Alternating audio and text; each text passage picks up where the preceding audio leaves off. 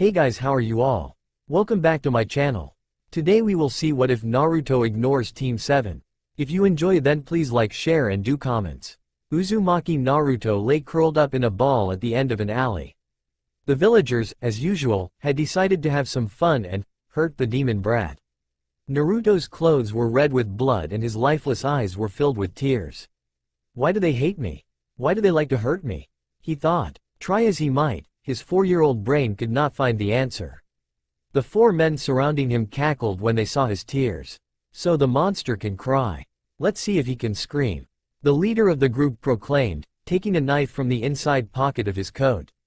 The others laughed and cheered him on. Hurt him, boss. Yeah, boss, hurt him. Make him want to die. The wounded 4-year-old said the only thing he could think of. Please don't hurt me, he cried, but none of the men listened to him. In fact, they seemed to laugh even harder. His last was, what did I do to deserve this? Before the darkness enveloped him, the laughter of men filling his ears.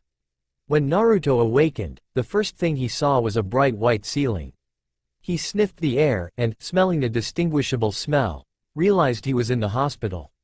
He turned his head to the side and his vision was filled with the sight of an old, kind, and worried face that Naruto recognized. The Sandame. 1. Naruto? How do you feel? Asked Naruto's grandfather figure. I'm okay, OGG. 2. Naruto replied. He started to sit up and winced. Even though he was already healing from the beating he received, his lower back felt like it was on fire. He lay back down with a groan. I've been better though. Good. Listen, Naruto. The orphanage kicked you out yesterday while you were out, said the old man. Seeing the young boy's crestfallen face, he hurried on. I have a proposition for you. I want you to live at the Anbu HQ. You'll be safe there and from what I've heard people over there admire you. Okay? Naruto gave a large smile full of warmth. People would actually like him? Sure. Sarutobi smiled back at Naruto. There was another reason he was sending Naruto to the HQ. The old Hokage had noticed Naruto's determination and intelligence. He knew that Naruto could become a prodigy with proper training, which he was guaranteed to earn at the Anbu HQ. Even though this would not change the general opinion of him, it would at least help his self-defense. Alright then, I'll get your things sent there and help you settle in as soon as you're recovered. Arigato. 3. OGG. That said, the Sandame left the room. Once he was in the hallway he called over an Anbu with a rabbit mask. Please stop by the orphanage and take Uzumaki Naruto's belongings to the HQ. Hi. 4. Hokage-sama. The Anbu then disappeared from sight. The old man then proceeded to walk back to his office. He had one last arrangement to make. The Hokage sat in his office, waiting.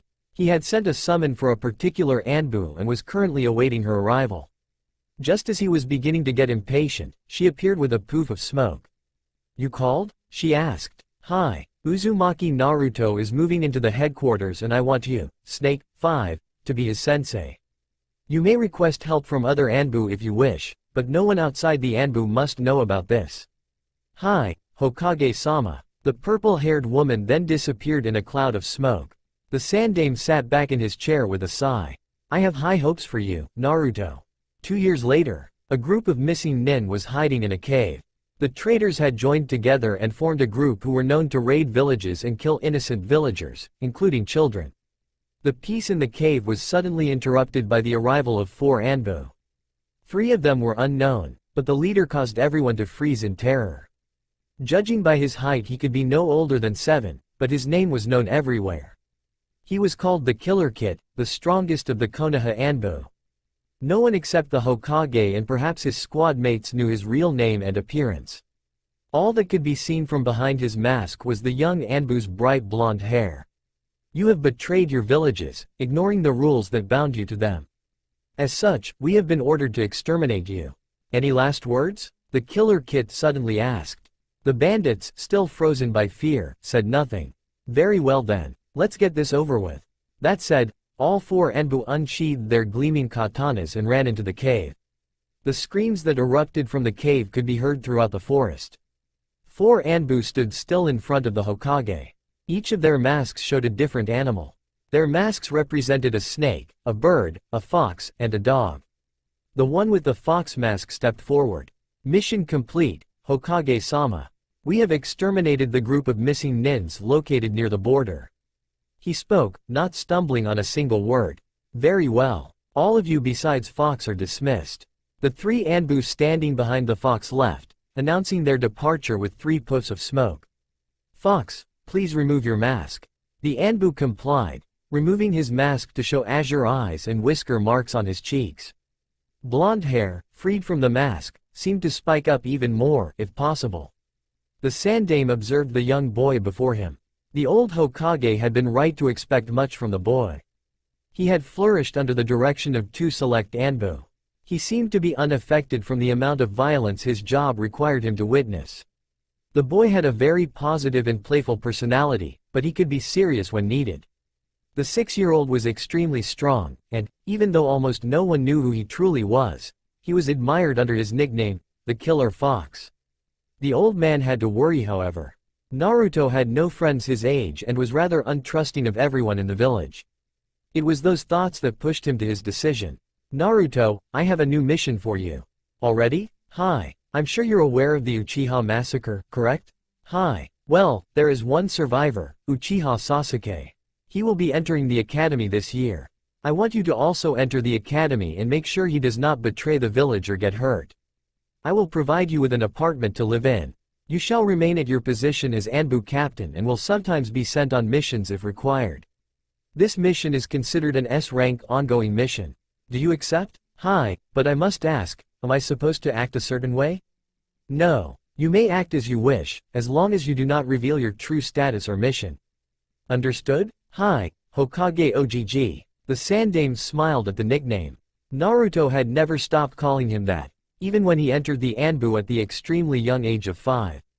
Alright then, come back later to find out where you will live.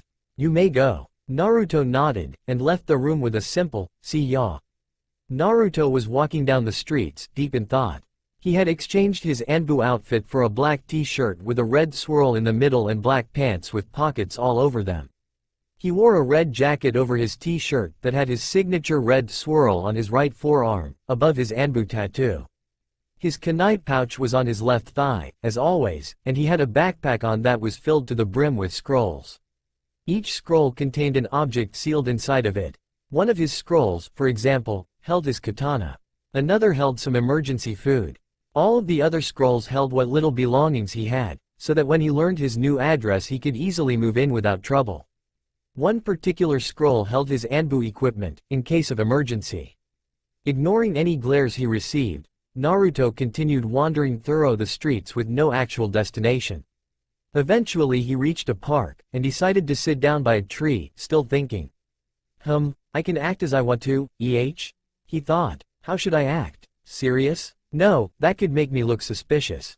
But what wouldn't make me look suspicious? He looked across the street, staring into the window of a nearby clothes store. He walked over to it and cautiously entered. Maybe I can get some ideas from the clothes here. He looked through racks of clothing, searching for some inspiration, but saw nothing of interest. Then he found it. A bright orange jumpsuit, sitting on a shelf near the very back of the store. I got it. I know how I should act to avoid suspicion, he thought. He took the jumpsuit from the shelf and went to the counter to buy it. Thankfully, the old lady was one of the few who didn't hate him too much, so all he received when he left the store was a silent glare. But that was better than insults in Naruto's mind. He sat around in the park, thinking up the rest of his disguise. The sun was setting once he had thought of all the details. I better go get my new apartment's keys, he thought, and ran off towards the Hokage tower. When Naruto entered the Hokage's office, he found that there were 3 people already there. 2 of them were Mitarashi Anko and Yamato. 6, his senseis, and the last one was the old man himself. Alright, Naruto, here are your keys. You begin at the academy tomorrow, said the Sandame, and after giving him instructions to the apartment, he let the Kyuubi vessel say goodbye to the 2 people he was closest to. Once that was done, Naruto turned to leave the office with a simple goodbye. The Hokage said one last thing before he left. Remember, Naruto, nobody must know. When Naruto entered his apartment, he noticed that it was already furnished. He quickly unsealed his things and spent the rest of the night arranging his new home. After a quick dinner of cup ramen, he went to bed, falling asleep after 3 minutes of staring at the Hokage mountain through his window. Asleep, he had a little meeting with the Kyuubi. In Naruto's mindscape, Naruto looked around, confused, until he recognized his surroundings. He was in front of the golden bars that held the Kyuubi captive. "Hello?" he asked. "Q, are you there?" "Hello, Kit," came the reply from behind the bars. Naruto had learned about the Kyuubi when he entered the Anbu. When he first met the demon, the first thing he had asked was why the fox had attacked Konoha. According to the Nine Tails, he had been told by a snake man, as he put it, that the village had been planning to kill his family. He had attacked in a blind rage, only coming to his senses once he was sealed. The young boy had forgiven him, and, from then on, the vessel and the tenant had been friends, with the demon sometimes offering advice and helping with training. "So, Q, what did you call me for? I just wanted to know how you planned to act like starting tomorrow." "Well, I couldn't think of anything at first. Then I saw that jumpsuit and I realized it. If I wanted to be ignored I had to try and search for attention. Also, no one would expect an extremely loud person to be in the Anbu. So I decided I was going to be overly loud, obnoxious, playful, and lazy as I could. I think it should work." "That sounds like a good plan. Unfortunately, you're stuck here until you wake up, so you might as well train so you don't forget anything. Start practicing hand signs. We'll work on strategies later." Naruto grumbled a little, but did as he was told. Even though he was asleep, he didn't get any breaks. That, however, was the way of the Anbu, and Naruto would always follow it if he had to. Naruto was working on a theory for a new jutsu with the fox when he heard an incessant beeping. He awakened, opened his eyes, and sighed. His new mission began today. With another sigh, he got out of bed and prepared for the day and what it held for him. Naruto was quiet as he ate his ramen. He had put on the orange jumpsuit and was trying to enjoy the quiet before he left for the academy, which he had no doubt would be noisy, but, due to a certain fox demon, there was no silence to enjoy. Who knew the demon was so talkative? "Okay, Kit, when you get there be sure to make a grand entrance. It will surely give you the appearance you want." "Oh," and Naruto sighed and went back to his breakfast, trying to ignore the incessant chattering in his head. "Don't answer any questions the senseis ask you." Suddenly the blonde wished the Kyuubi had a kid of its own to deal with so that he could be alone. "And, Kit, are you listening?" Naruto silently headed out the door, slipping into his act. But under the surface he was extremely nervous. "It's just a bunch of kids, it's just a bunch of kids, it's just a bunch of Kit." The Kyuubi's sudden cry snapped him out of his thoughts. "What do you want?" snapped the container, rather annoyed. "I was trying to help you know how to act today, but obviously you already know how to, so I'll just leave you alone." The Kyuubi retreated back to the depths of Naruto's mind once he had made that proclamation. Oops, Naruto thought. Training with the Kyuubi that night would most likely be very painful. Naruto pushed aside his thoughts. He had just reached the academy, and he needed to act accordingly. He walked towards the academy with a grin on his face, ignoring the glares he received from parents on his way. The children didn't notice and continued to jump around excitedly with their friends. As soon as he was near the door, he made his announcement. "Everyone, the great Uzumaki Naruto, the future Hokage, has arrived, Datbayo." He wasn't quite sure where he got the Datbayo from, but it seemed to fit in with his new attitude so he didn't care. His announcement given, he slipped inside the academy, ignoring the mutterings about the demon child and the monster. Naruto sat, bored. Class had started 2 hours ago and he already had an idea of how the next year would go. He looked around the room at his classmates, analyzing them. From what he could tell, most the girls followed the young Anbu's charge like a pack of dogs would follow someone holding a bag of dog treats. He assumed the parents allowed this behavior in hopes that their daughters might someday marry the Uchiha prodigy. Naruto knew, however, that this behavior would not help the girls in becoming good kunoichis, and might even cause their death someday.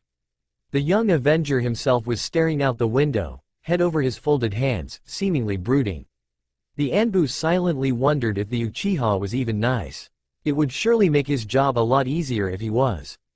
Unfortunately, Naruto had a feeling he would instead be arrogant and spoiled from all the attention he received. Naruto moved on and continued his inspection. He noticed a boy with pineapple hair sleeping on top of the desk next to another boy who happily munched on chips when the sensei wasn't looking. The Anbu judged that one was a Nara and the other an Akamichi from their behaviors. If he was correct, which he was, he had a feeling the Nara would be saying the word, troublesome, all the time while the Akamichi would barely talk and just keep eating.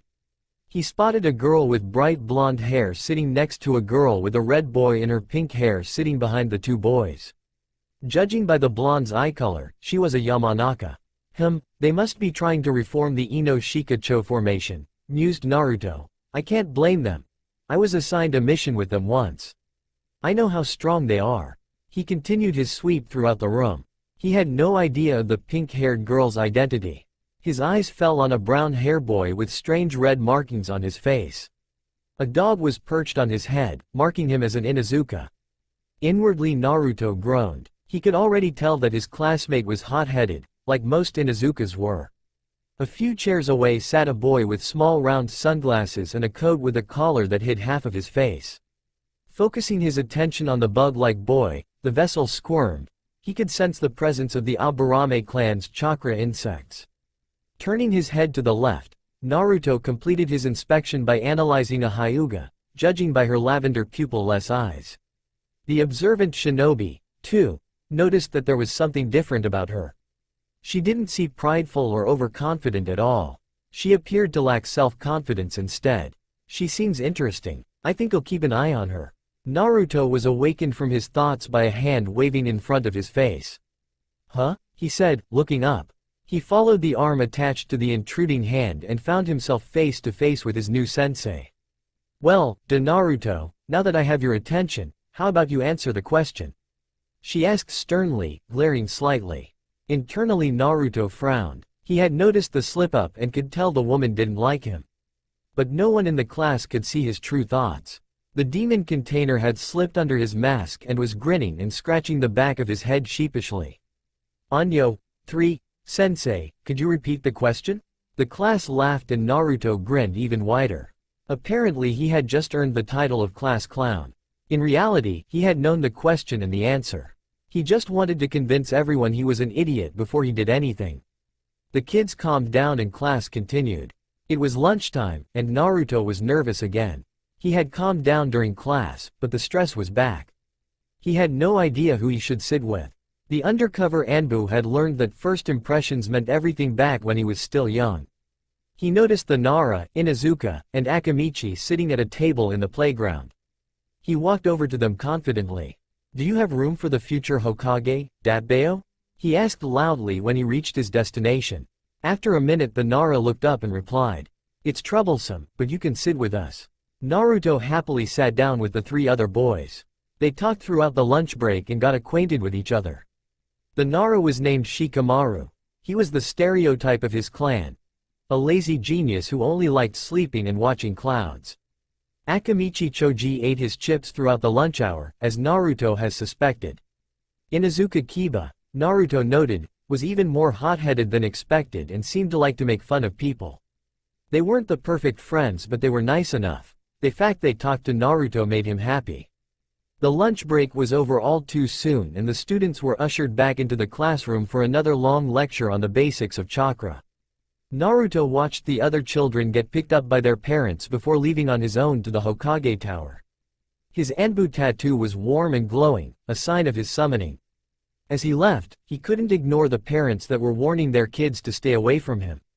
The Sandame's office door opened and a head of golden hair and cerulean eyes peeked through before the door opened fully, showing a 6-year-old boy in an orange jumpsuit. The Hokage smiled when he saw his visitor. Come in, Naruto. I needed a break from my paperwork. Anyo, Hokage Ogg, if you don't mind me asking, why did you summon me? Asked the confused blonde. Well, Naruto, I wanted to see how you were doing, of course. Replied the old man, looking straight into his adopted grandson's eyes. Oh, is that all? Because I don't know what to say. The blonde spoke timidly. Just tell me what happened today on your mission. I can do that. The boy, now knowing what to do, began his report. Well, I noticed a lot of children from some of the larger clans. I noticed that there is a possibility to reform the Ino Shika Cho team if you wanted to with the original team's children. The Anbu took a deep breath before continuing. I have also noted that most of the females in my class seem to be obsessed with the Uchiha.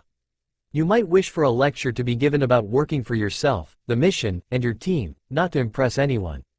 Also, Naruto paused. He didn't exactly wish to say what he needed to. What is it, Naruto? The old man pressed gently. Well, the sensei and parents don't seem to like me.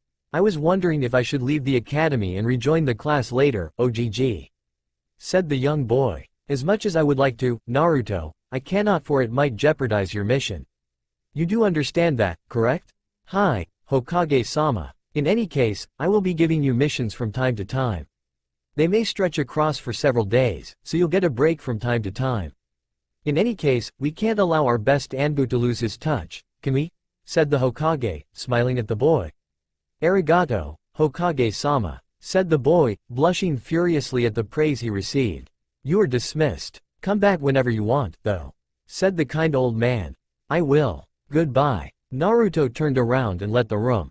The Sandaime sighed and returned to his never-ending war with his paperwork. Naruto walked around the streets. He had finally noticed a flaw in his perfect act. He could not act wary and on guard while he walked through the streets. Instead, he needed to smile and act like he didn't have a care in the world.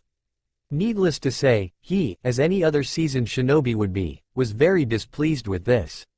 He knew, however, that he couldn't drop his mask, so he continued on, trying not to give too much notice of his surroundings. He was surrounded by drunken men 5 minutes later. They wasted no time pushing him into an alley and pulling out an alley. Well then, shall we kill the demon? Said one of the men. The other two just laughed. Naruto's head exploded with panic. He acted purely on instinct, knocking the men to the ground and running all the way back home. Once he arrived at the apartment, he immediately went to bed without eating and cried himself to sleep. Naruto was safe. In front of the golden bars he could almost consider a second home. The fox stepped forward and gave the boy a sadistic smile. Naruto gulped. He had forgotten about the argument, if you could call it that, he had this morning with all the events that happened.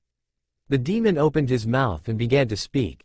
You know, kid, I was going to have you do 10,000 push-ups and sit-ups, but I decided to go easy on you.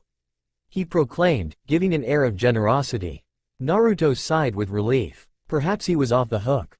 As your punishment, you must listen to my entire lecture on how you should act without getting distracted. Then again, maybe he wasn't. With a sigh, the Jinchuriki, 4, sat down cross-legged in front of the seal to listen to the lecture to end all lectures. He realized that it wasn't so bad when it started. There was actually some good advice in there, the best being to get a crush. He thought about that a little. It was a good plan, but who should he like? He remembered his classmates, searching for his target. Finally, he chose someone. A certain pink-haired girl would have an admirer soon. He was about to tell the Kyuubi that he would follow the wise fox's plan when he was awakened to a familiar buzz on his arm. He looked at the clock, which read 3 a.m. He dressed quickly and headed to the Hokage's office, disappearing into the street's shadows. Ramen, a certain Uzumaki's one true love. Naruto had been obsessed with ramen since the Sandaime had taken him to eat it one day after Naruto's first completed mission. The genius had stopped by Ichiraku's ramen shop every day since. Naruto was craving ramen, as he had not had any that day. He was very tempted to ignore the summon just to go eat some. He ignored those thoughts and continued to fly on top of the rooftops towards the tower. He entered the office to the sight of his current squad mates waiting for him. The Hokage and the 3 other Anbu turned to look at him as soon as he entered, but the strong shinobi turned back to the Hokage when they had seen who had entered. Naruto lined up with the others and awaited orders. Anbu Squad 2, you have been summoned to exterminate or capture an intruder in the village. Age, rank, and weapons are unknown. Report back once the mission is complete. You are dismissed. Squad 2 disappeared with a poof of smoke. Takami Makoto ran through the streets, a black cloak hiding her movements and a mask over her face. She had stolen the scroll she needed to complete the mission from the Hokage Tower. It was surprisingly easy, so easy any more experienced shinobi might be suspicious. But she was only a rookie Junin, not as fearful as most would be. Now that she had retrieved the scroll, she only needed to get back to her village. The woman smirked, unseen beneath her mask.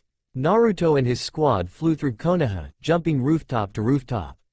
They had located the intruder and were now pursuing them. "All right," began the fox, "you three corner the intruder and I'll attack them. Back me up if needed." "Hi, Tycho, 1. The other three said and disappeared as dark blurs. She was almost out of the village. Just a few more yards and she would be out of the most dangerous area. She couldn't believe her own luck. She would have never expected a village infiltration to be so easy. She was almost out of the quiet town when 3 dark figures surrounded her.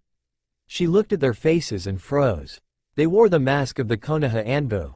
"Shit," she thought, "I'm doomed." A 4th figure, shorter than the others, jumped right in front of her. "You have entered the village without permission and stolen an official scroll. You must now face the consequences," came the voice behind the fox mask. Makoto frowned. The voice sounded to you for someone with such a high position. She observed the mask. Fox? Wait, isn't the best Anbu have a fox mask? She thought. Unbeknownst to her, the killer kid had continued. "You must come with us peacefully or we will have to use force." "No way in hell am I coming with you," retorted the hot-headed Kunoichi. "Very well then, it's your funeral, literally," spoke the child, holding a katana that had seemingly appeared out of nowhere. The katana was a fine piece of work. It had a golden fox chasing up the blade and the kanji for fox engraved in the hilt. It was Naruto's most prized possession. The Sandaime had given it to him on his 5th birthday. The gift was the first one he ever received. "Just try it, Gaki, too," taunted the Kunoichi, not a doubt in her mind. She decided that the killer kid must not be as strong as he was said to be. He was, after all, still a kid. He couldn't be too dangerous. She pulled out a kunai. Naruto took a ready stance, and yelled, "Dance of the shimmering moonlight." He ran forward, dancing as he hit the enemy. She tried to fight back, but found herself succumbing to her wounds. She was shocked when the Anbu stepped back. He hadn't even broken a sweat. She started to charge forward, and was promptly punched in the gut. She crumbled to the ground. "You attempted murder on an Anbu. The only punishment now is death." That said, Naruto took the scroll from her hands, then stepped back and, his katana already gone, began to form hand seals. He announced the name of his jutsu. "Kaiten, Gokakyu no Jutsu." He yelled, lifting his mask slightly to blow a large fireball from his lips. Makoto's last thought before she was engulfed in flames was simple. He really is as strong as they say. When the flames died out, all that was left was a pile of ashes and a slightly melted Iwa headband, glistening in the light of the rising sun. The Hokage sighed. He was getting too old for this. The old man pulled open the scroll that Squad 2 had dropped off earlier. He read the first line and was surprised. Naruto's birth certificate? Why would they want that? He read the document until his eyes rested on something. The name Namikaze Minato. He turned to a picture on the wall of a smiling man with spiked blonde hair and cerulean eyes. The Yondaime Hokage. Minato, why didn't you tell me? Was it for his protection? Why? 6 years later, Naruto trudged through the streets tiredly. There had been another intruder last night. He and his squad were up all night chasing him. Ever since that event 6 years ago, he had been called out almost every evening to deal with the infiltrators. He was starting to get irritated by it. The tired foxboy checked a clock through a shop window and began to run through the streets. He was going to be late again, and on the day of the genin exams, no less. He arrived at the academy 30 minutes late. Naruto sat waiting patiently. As far as he could tell, every person who had been called to be tested had passed. He began to wonder exactly how easy the exam was. Uzumaki Naruto. The Anbu got up and followed his sensei, Iruka. When he entered the room, he looked over at his other sensei, Mizuki. He had always gotten a bad feeling from Mizuki. He decided that if he wanted to find out more he would have to fail. He could tell that was what the suspicious sensei was obviously hoping for. He was already a special Junin, anyway. And so, he purposefully messed up the easy Bunshin technique, and then acted sad when he failed. He sent a message to the Sandaime at lunch with his plans. He knew his grandfather would understand. So now he was waiting outside the academy on a swing, looking sad, waiting for his sensei to take the bait. It wasn't long before Mizuki approached him. Across the yard, a subdued Hokage and sensei watched this interaction. "Iruka, I must speak to you in private. Please follow me," the Hokage sated, before disappearing inside the halls that were normally filled with shinobi hopefuls. Iruka silently followed him. When the Sandaime established that the room he entered was empty, he turned to face the curious Chunin. "Hokage-sama? Why are we here?" asked the instructor. "Amino Iruka, what I am about to tell you is an S-ranked secret that only I know of. You may not speak of it once you are outside this room, unless it is with me." "Hi, Hokage-sama. Good. Have you ever heard of the Killer Kit, Iruka?" "Hi. He is the best shinobi in the village, not counting yourself." "What about him?" "The Killer Kid also goes by another name, Iruka. He also goes by the name Uzumaki Naruto." Iruka's eyes widened. No. Impossible. Naruto was the worst in the class. How could he be an Anbu? Iruka then voiced his thoughts. The old man sighed after listening to him.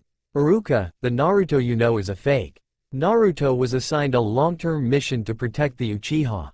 He created the personality that you know as Naruto so that he wouldn't be suspicious." Su-ka. 3. But that doesn't explain why he failed. He failed so that he could figure out what Mizuki was up to. Naruto is suspicious of him.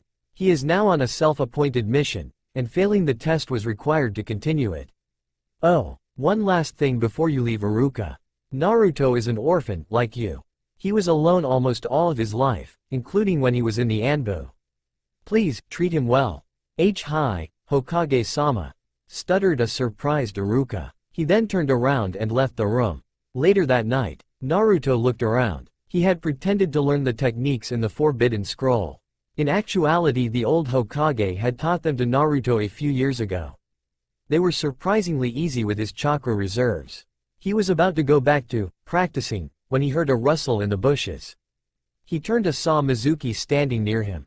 "Okay, Naruto, now that you have learned a jutsu from that scroll, you will die," yelled Mizuki, rushing towards Naruto, who simply created 10 cage bunchins. 4 of them stepped forward and grabbed the imposter's arms and legs, cementing him to the ground.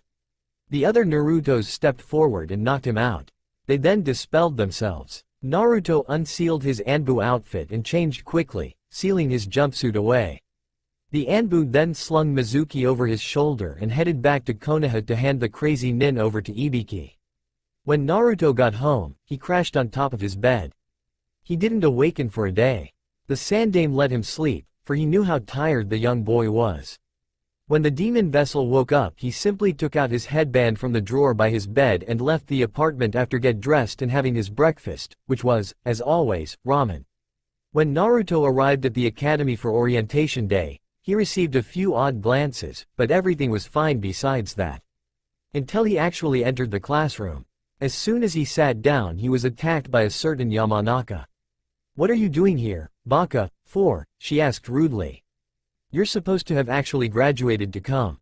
"But I did graduate," Naruto calmly replied. "Look at my forehead." The other blonde did, and then promptly left him a small, Iruka entered the room a few minutes later. He looked and found Naruto sitting at his desk, apparently sleeping. The instructor frowned lightly. That was the best shinobi in the village? Then he remembered the conversation he had with the Sandaime the day before. According to the Hokage, Naruto had been going at missions almost every night and didn't get much sleep. Iruka snapped out of his thoughts when he noticed a girl waving her hand in the air. "Yes, Sakura?" he asked wearily. He had a feeling he knew where this was going. Sure enough, the girl pointed at the no-awake Naruto and asked, "Why is a baka like him here, sensei?" Now that Iruka knew that Naruto was only acting, he managed to see the quick flash of hurt appear in his eyes. Iruka turned back to Sakura and replied with a half-truth. "Naruto is here because he managed to successfully complete a B-ranked mission night before last." All the new genin looked at the boy in question in awe. All except for one. "You're still a dobi, spoke the Uchiha. Everyone began ignoring the fox boy again after hearing what he had to say.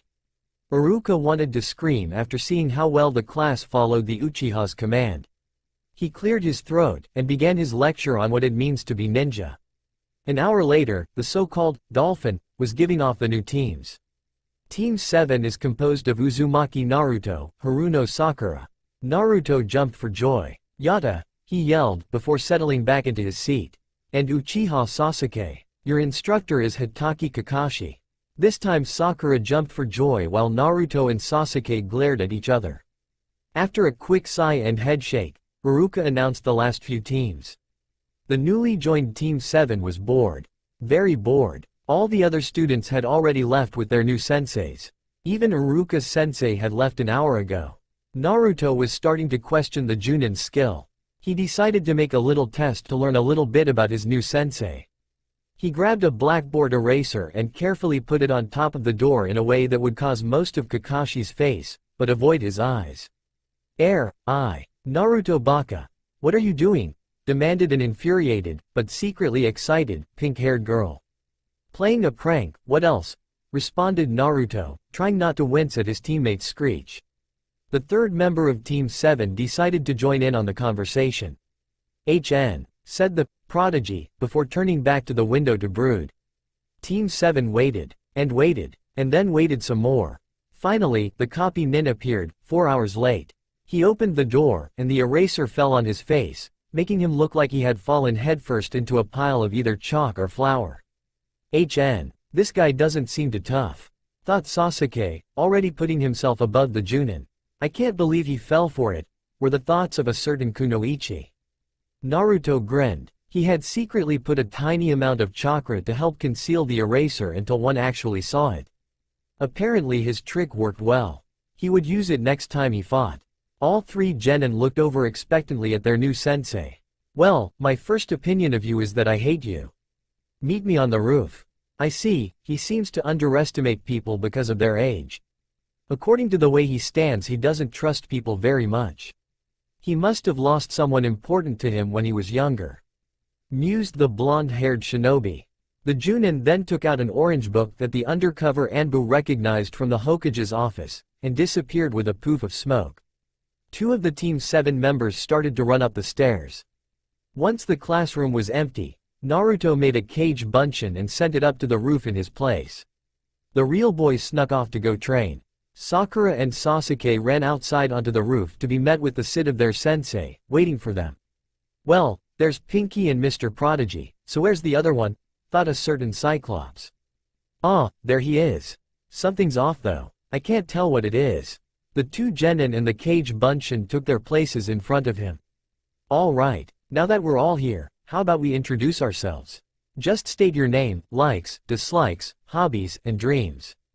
Kakashi-sensei, you should start so that we know what you want exactly. Suddenly stated the orange-loving genin.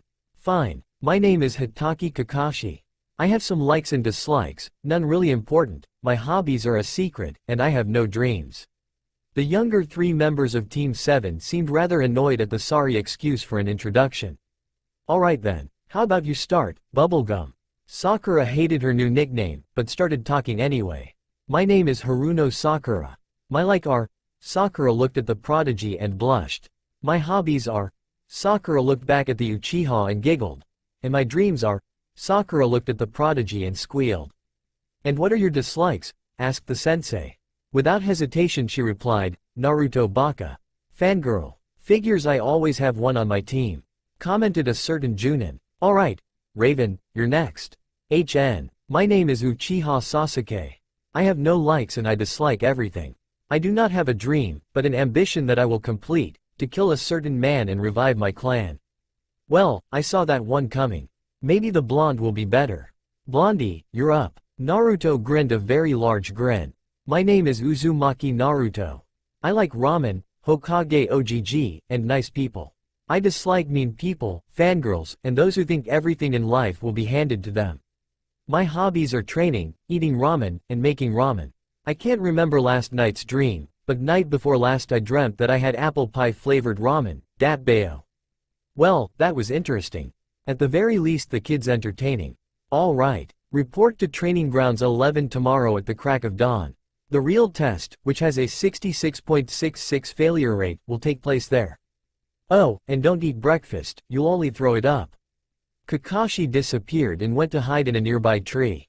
He couldn't help but chuckle at his new team's reactions. Sasuke looked slightly shocked. Sakura was completely pale and Naruto was staring right at him? He probably thinks he's the strongest kid in the group. I'll knock some sense into the kid once the other two leave. Sakura and Sasuke were both gone 5 minutes later, but Naruto just stood there, apparently waiting on something. Kakashi jumped out of his hiding place and facing the brat. He quickly ran forward to knock the kid out.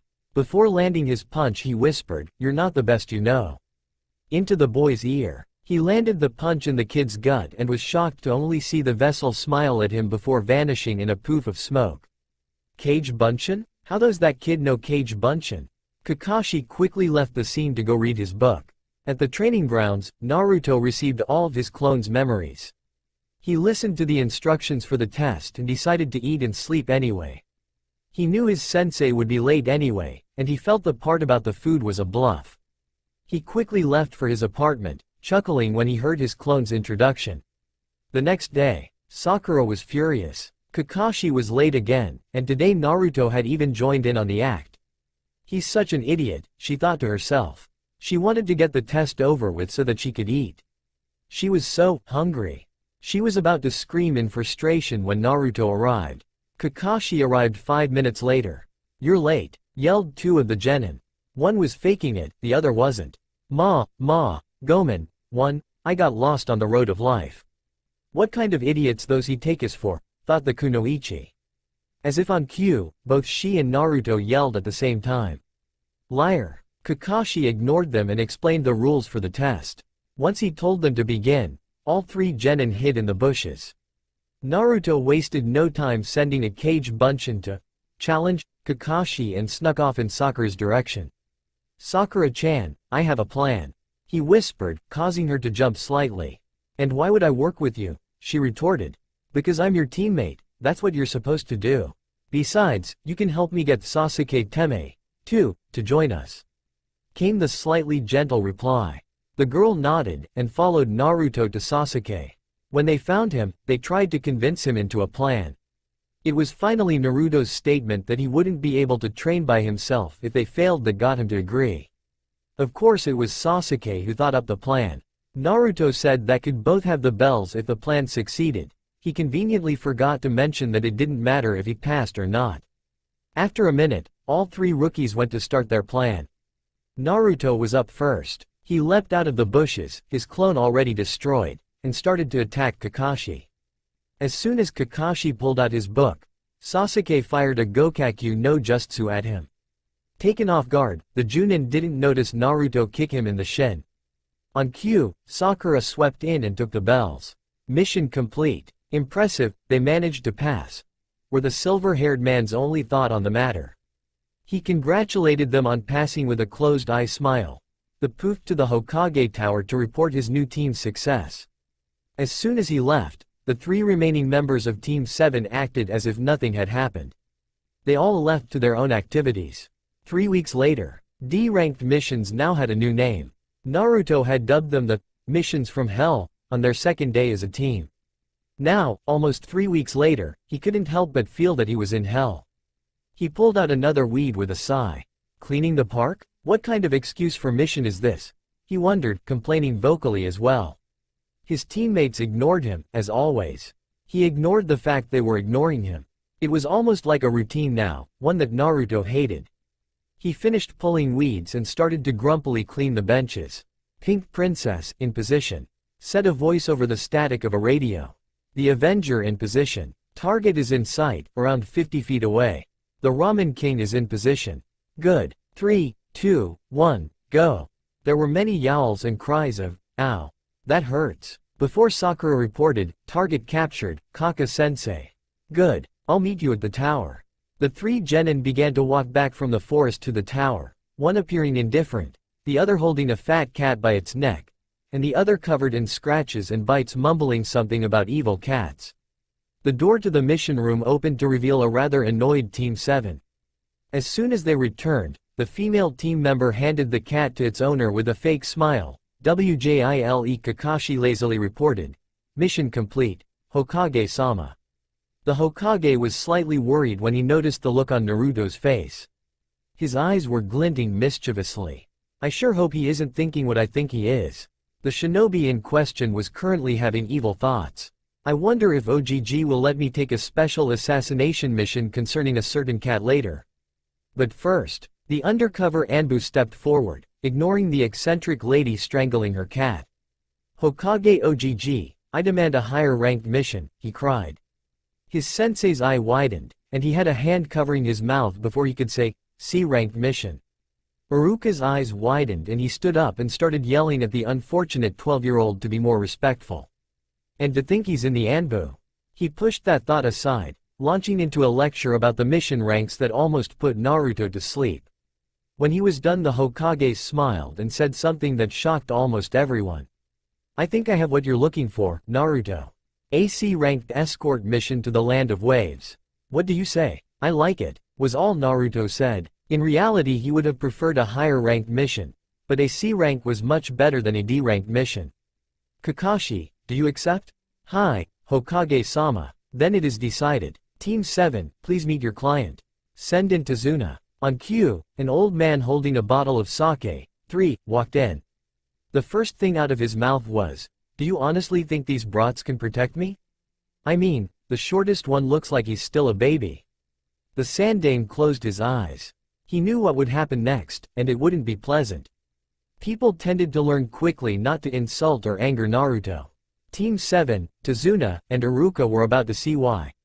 Tazuna blinked, and found himself tacked to the wall by some well-aimed kunai. One kunai in particular was dangerously close to what made him a man. The drunk gulped and dropped his sake bottle. "I assure you, Tazuna-san, that I am qualified for this mission.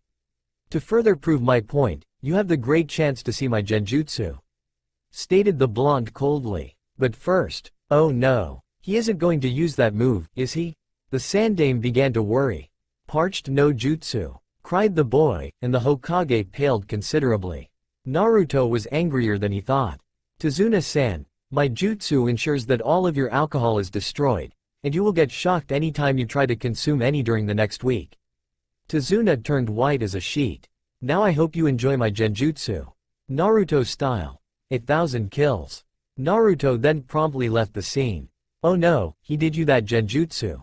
It shows the person under it every single kill Naruto has made.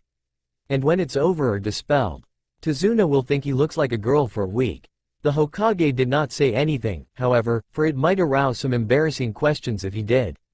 Tazuna fainted and slid to the floor after a few seconds. Kakashi, Sakura, Sasuke, and Iruka looked stunned and confused. "What the hell was that?" asked Sasuke, finally breaking the silence.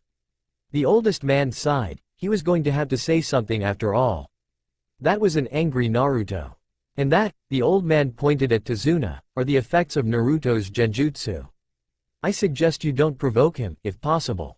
You are dismissed, and drag Tazuna out while you're at it." Nodding dumbly, Team 7 did as it was told. Kakashi had an opinion on what had just happened. How did Naruto do that? According to his file, he was bad at everything. He's hiding something. The team leader kept his thoughts to himself. The next day, Team 7 and a self-conscious Tazuna, who would think he looked like girl for 3 days, met at the village gates. Naruto acted excited, jumping around, even though he had actually been out of the village at least 50 times. The vessel couldn't help but roll his eyes when his female teammate asked if the Land of Waves had shinobi. If it did, they were missing nin or on a missing, nothing else. Both Anbu and ex-Anbu's alarm bells went off when they noticed the puddle. It hadn't rained in months. Where had the puddle come from? Nonetheless, both shinobi discreetly prepared for an attack. 3 minutes later, Kakashi was killed by 2 missing nin who jumped out of the puddle, the demon brothers. Thinking quickly, though perhaps not thoroughly, Naruto quickly threw 2 large, dull kunai towards the attackers, controlling them with his chakra. The brothers fell to the ground in front of a frozen Sasuke and Sakura, unconscious. Naruto tied up the enemies to a tree while Kakashi reappeared from the woods. "Good work, Naruto. Sasuke, Sakura, good job at guarding Tazuna, but don't freeze up next time." Kakashi then proceeded to write a note for whichever shinobi stumbled across the 2 missing nin to bring them to Ibiki for interrogation. Then he began an interrogation of his own. He turned to Tazuna, his face professional. "Tazuna-san, why were the Demo brothers after you? And why is this a C-ranked mission if you knew shinobi were after you?" Tazuna told his story, mentioning Gato along the way. "So, Gato is behind this. He won't be able to tell the difference between his parents when I'm done with him, thought Naruto. He had once had a mission involving Gato, and took it upon himself to kill the midget ever since he got away. Naruto snapped out of his thoughts, shaking his head gently. Well then, you three, shall we continue the mission? If Sasuke-kun is staying, then so am I. No way am I going to abandon a mission. Then it's agreed. Tazuna, my team has decided to help you in spite of the dangers. You three, stay on guard in case of an attack.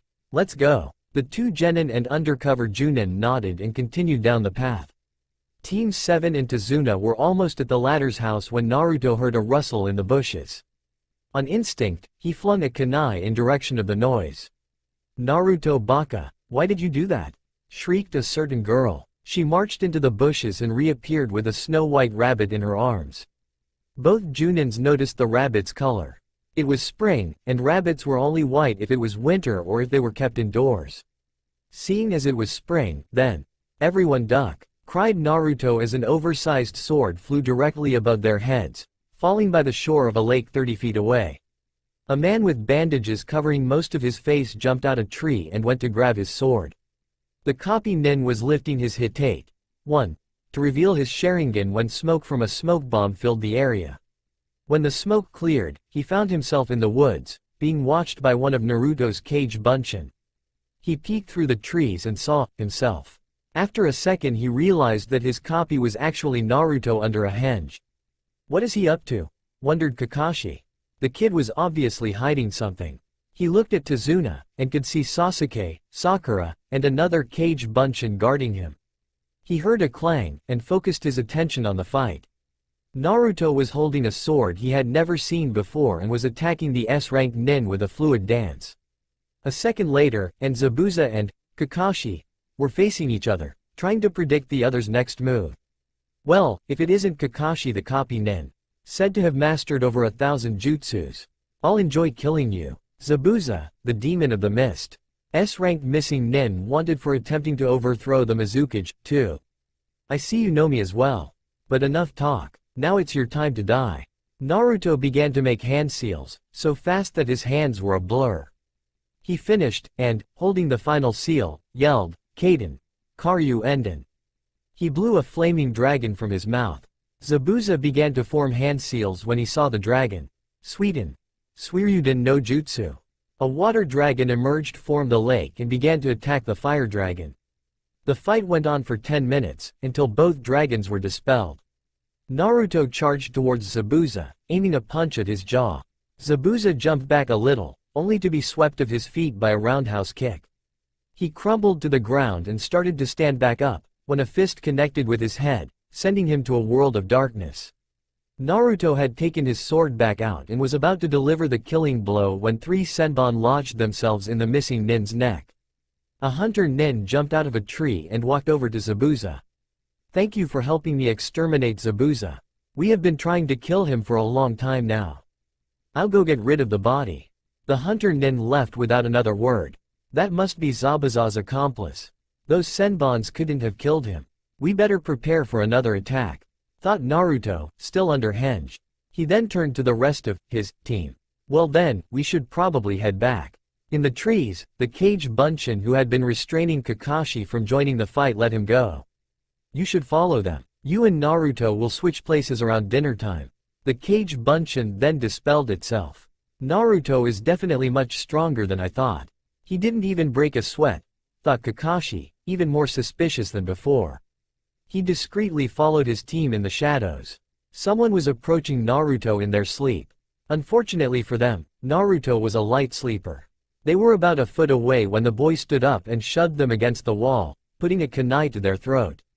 The silver-haired intruder had never been so scared. This genin managed to detect his presence while he was asleep. And what speed he had. Some Junins were slower than him. Kaka-sensei? Asked the boy. What do you want? I just wanted to see how you were doing, replied Kakashi. And snoop around a little, he added silently. Well, I'm fine. Good. Come down for breakfast. We're going to be training this afternoon. Hi, Kaka-sensei. Later that morning, the 4 shinobi were in a clearing in the middle of the forest. Kakashi declared what they would be training. Today you're going to be climbing trees. Why? We already know how to. Yes, but not with only your feet. Kakashi demonstrated, channeling chakra to his feet and walking up a tree. See? He asked. Sugoi. 3, cried Sakura. Kakashi, feeling rather superior, was surprised to see Naruto rolling his eyes. Naruto? Do you think this is boring? Because you can only be good with hard work, you know. I know that. Then why do you look so annoyed? Naruto was cornered and he knew it. He was going to have to show off some of his skill. He casually went over to the tree and walked up to the top, not even bothering to channeling his chakra first. Su-ka, so you already know the tree walking exercise. Do you know water walking as well? Naruto hesitated for a minute, then nodded. Kakashi-sensei, may I go train by myself? Sure. May I watch? I guess so. Unnoticed, a certain Uchiha was brooding again. How did he get so powerful? I must learn his secret so that I can kill Itachi sooner. Kakashi flicked 2 kunai at the genin's feet. Here, mark your progress with those. Come to me when you've finished the exercise and I'll teach you something else. He silently prayed that the 2 were slow learners. He wanted them to take their time so that he could watch Naruto train. Alas, that was not to be. Sakura mastered the trick right away, so Kakashi had to go watch her. He helped her learn a trick to boost her small chakra reserves. Meanwhile, Naruto was having an all-out battle with 100 Kage Bunshin while another 100 practiced jutsus. He decided to train lighter today to avoid attention. Sasuke was alone, trying to climb up the tree with his chakra. The next 2 days passed peacefully. The second night Naruto fell asleep in the forest and awoke the morning to find a figure glancing at him a few feet away. Sparkling brown eyes gazed into tired blue ones. Naruto observed the figure. The person had dark hair tied into a bun with 2 thick strands on the side of the stranger's face. The face itself was very beautiful, but the Anbu noticed that this person wasn't, in fact, a girl. The blonde's sense of smell was so advanced that he could tell the gender of anyone who approached him. The stranger seemed wary, and was in a position that suggested they were reaching for something, and they held a basket full of herbs in the crook of their right arm. Who are you? Asked the Konoha shinobi tiredly, standing up. My name is Haku. Pleased to meet you, replied the newcomer. Their thoughts weren't quite as polite, however. I knew I should have done something. If I had killed him, Zabuza-sama wouldn't have as many enemies to face. Pleased to meet you as well. You're the hunter Nin that saved Zabuza a few days ago, correct? How did he know? Oh right, I can smell Zabuza on you. And before you ask, I cannot read your mind. Su-ka, are you going to kill me then? Why would I do that? You haven't attacked me, yet, added Naruto silently. My name is Naruto, by the way. Would you like some help with those herbs? Hi, why is he bothering to help me? I'm the enemy. Unless, perhaps, the 2 gathered herbs in silence for a while. After around 10 minutes, Haku decided to see if his thoughts were correct. Naruto-kun, why do you fight? I fight for my village and those that are important to me, no matter how few they are. That's good. If you fight to protect your precious people, you will truly become strong. Is that why you fight, Haku? Hi, I fight to help my precious person complete their dream. Haku, promise me something. What? Promise me that if we fight, then we will fight fairly, and try to avoid killing each other. Why? We don't know each other. That's true, but I have a feeling that you could be one of my precious people if the circumstances were different. Alright then, Naruto-kun. But if you kill Zabuza-sama, I might have to break my promise. I understand. How about we try to extend this promise to those we protect, too? Agreed. Good. Here are your herbs. See you around. Naruto handed Haku a bunch of plants, but turned around and left the clearing, unknowingly making a friend. Naruto-kun, you truly understand how important precious people are. I will keep my side of the promise. I hope you keep yours. Haku turned around and headed back in the direction to where Zabuza was staying. Meanwhile, where's Naruto Baka? The Dobi one probably forgot to come back last night, or something stupid like that. Ma, you two, calm down. He'll be here soon, and then we can head to the bridge with Tazuna. Well, he should still have the decency to arrive on time during a mission. Naruto opened the door to Tazuna's house to be met with a furious Sakura. I'm going to kill him, said inner Sakura. Sakura then charged at Naruto, her fist pulled back. She hit him on top of his head, then proceeded to beat him up. Baka, punch, you're kick, late. Flurry of punches. The Dobie deserved that. He really is holding me back, like I thought he would. I should remember to not anger Sakura. She's scary. After a few seconds of being hit, Naruto began to panic. He couldn't help it. All of the times the villagers abused him flashed in his mind. She's just like them. She's just like the villagers. Sakura hid a wound in his hip that was still healing from the last beating and Naruto bit his lip. He couldn't lose control. He couldn't. The girl kicked the spot with all her strength and Naruto couldn't hold it anymore. He screamed in agony, tears falling down his face. The kunoichi stepped back, shocked and afraid. She hadn't truly meant to hurt him badly. She looked at Naruto, who was still screaming. The scream was full of pain, both physical and emotional. Kakashi was worried. What was going on with Naruto? The boy in question ran outside, the genjutsu he always kept around his body failing, revealing bruises, cuts, and scars all over his body. He was bleeding where Sakura had kicked him. Kakashi cursed and followed his charge, telling the rest of his team to go to the bridge with Tazuna. He finally found Naruto in a clearing, sitting in a ball, rocking back and forth. Tears silently fell down his face. Kakashi got a better look at the boy in front of him, and almost started to cry himself. Scars and bruises covered almost every inch of his body. Some scars appeared to be caused by kunai, nails, knives, and even broken bottles. Why didn't I notice? How could I not notice that Naruto was hurt? Naruto looked up at him, and immediately jumped up, slipping back on his genjutsu and mask. Hey Kaka-sensei. Sorry about earlier. I hurt myself while training too hard, can you believe it? I suppose it didn't fully heal though so. Kakashi finally realized why he had not noticed anything. Naruto was always cheerful, stupid, and upbeat. No one would think he had been abused. What do I do? I'm not good at comforting people. I guess I should pretend nothing happened, because that's apparently what he wants. Kaka-sensei? Kaka-sensei? Naruto was waving a hand in front of the Cyclops' face, grinning dumbly. Can we head back to the bridge now, sensei? Sure. Kakashi wasn't quite used to such quick personality flips. It was unnatural to be able to change so much. Naruto took off towards the bridge, leaving a contemplative and confused Hitaki to follow him. At Gatu's hideout. And they call you Demon of the Mist. Hey, no matter how many classmates you killed, you're no more than a baby demon, if anything. You had to have a kid save you, yelled a short man. He was about to hit Zabuza in the face when a hand grabbed his fist. No one hurts my precious people, Gatu. Spat Haku. And if you try to, you will learn why I'm an S-rank nin. He crunched Gatu's fist, breaking a few bones in the process. You shouldn't stand up to me, kid, said Gatu, before leaving the room, trying to hide his fear. Zabuza-sama, here are some herbs that will help you heal faster.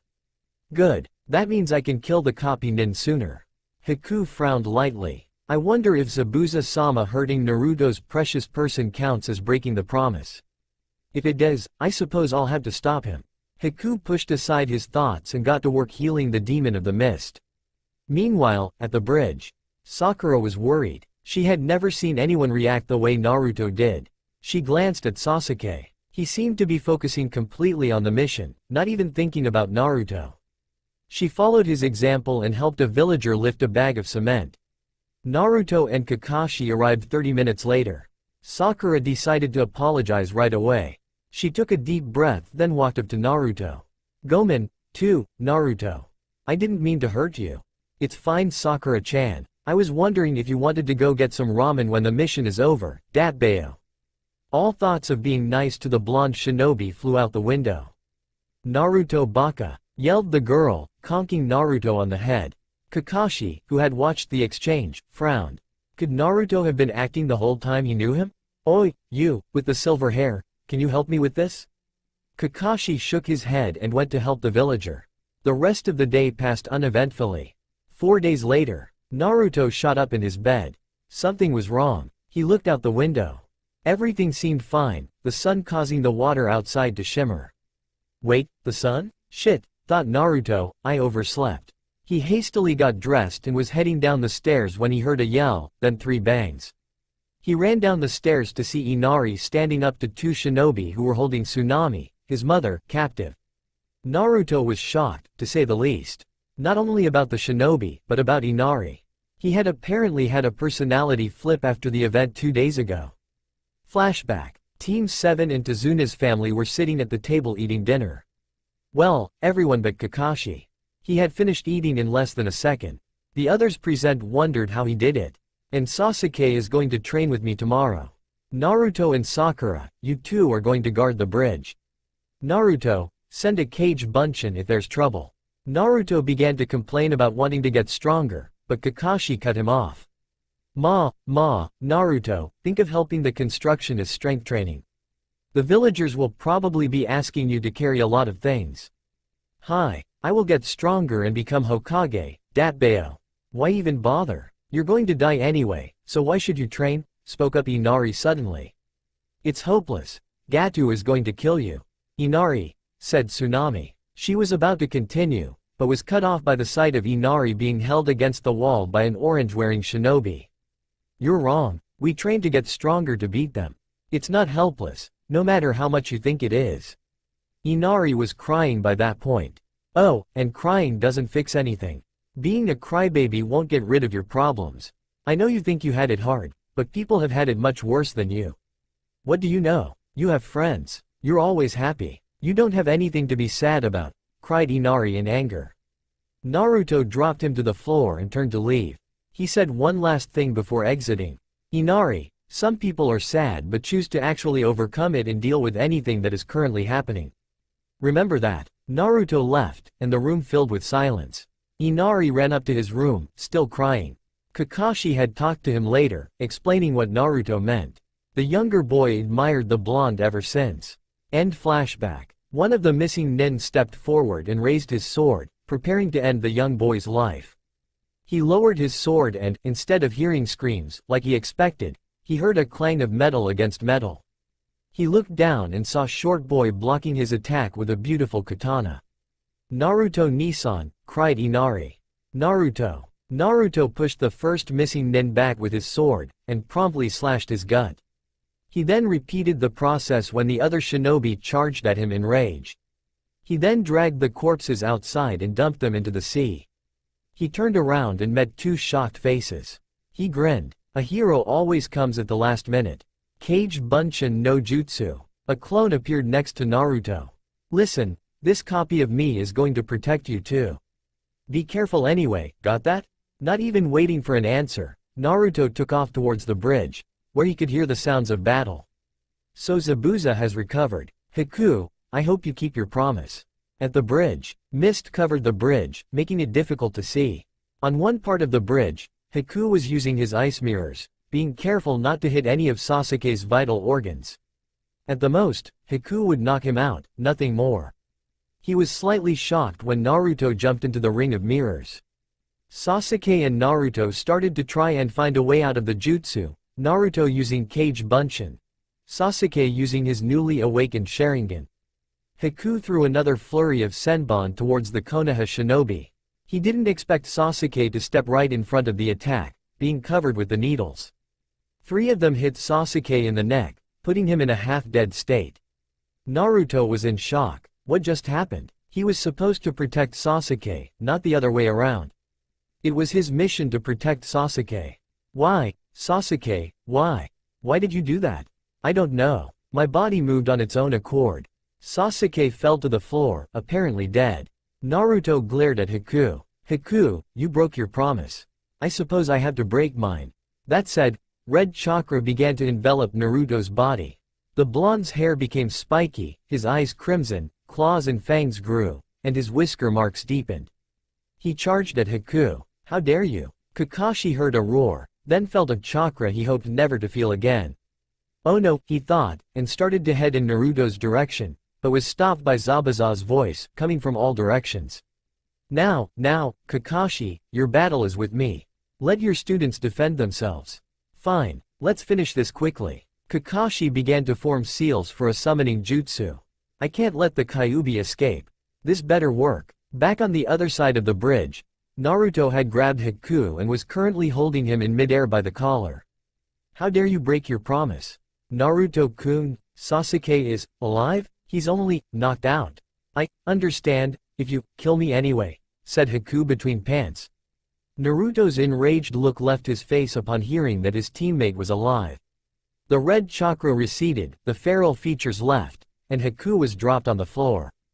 "Gomen," said Naruto, "I didn't mean to hurt you. I was just so angry." "I understand, Naruto-kun. I would have done the same," spoke Haku. "I forgot. Zabuza is going against your sensei. He's going to kill him if we don't interfere." Naruto's eyes widened. "Well, I suppose we have to end the fight, huh?" he asked, and held out a hand which Haku took, pulling him to his feet. Sakura had heard a roar, and was very worried. What had happened to Sasuke? She wanted to go check on him, but she had to watch Tazuna. The old man seemed to notice this. "If you want to check on him, I'll go with you." She nodded, and took off in Sasuke's direction, Tazuna following her. She screamed and started to cry when she saw Sasuke, and Tazuna looked on with sympathy. Why did he have to die? Why Sasuke-kun? Why did you die instead of someone else? Why couldn't it have been Naruto, at least? She thought, sobbing as she held Sasuke close to her. Kakashi summoned his nin dogs, which then found Zabuza and held him in place. The copy nin charged a Chidori, and was about to strike the missing nin when a hand grabbed his wrist firmly. He looked to the side and saw Naruto holding on tightly, while Haku was talking to Zabuza. "Let him live, Zabuza-sama. They do not truly wish to harm us." "Fine, but next time, I'll get them for sure." Kakashi's Chidori disappeared and Naruto let go of his wrist.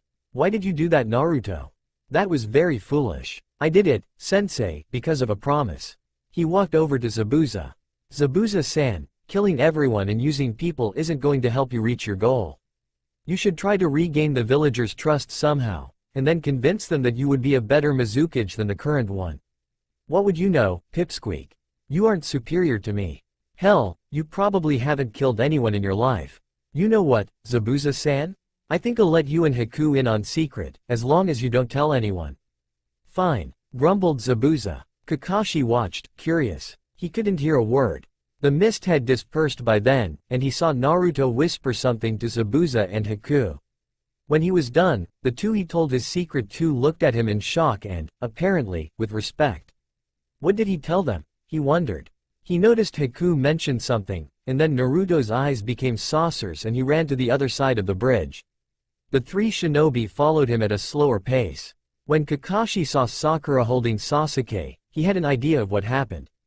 "I failed. As always. Why'd I always fail my teammates?" he silently asked himself. Sakura put Sasuke back on the ground when she saw the group approach, tears falling down her face. Naruto ran forward and removed 3 senbon from Sasuke. The Uchiha's arm began to twitch, and then the prodigy started to sit up. Sakura cried harder and started to fuss over him, while Kakashi checked on him, overcome with relief. Well, what do we have here?" Naruto, Haku, and Zabuza turned towards the voice and saw Gato, accompanied by about 100 thugs.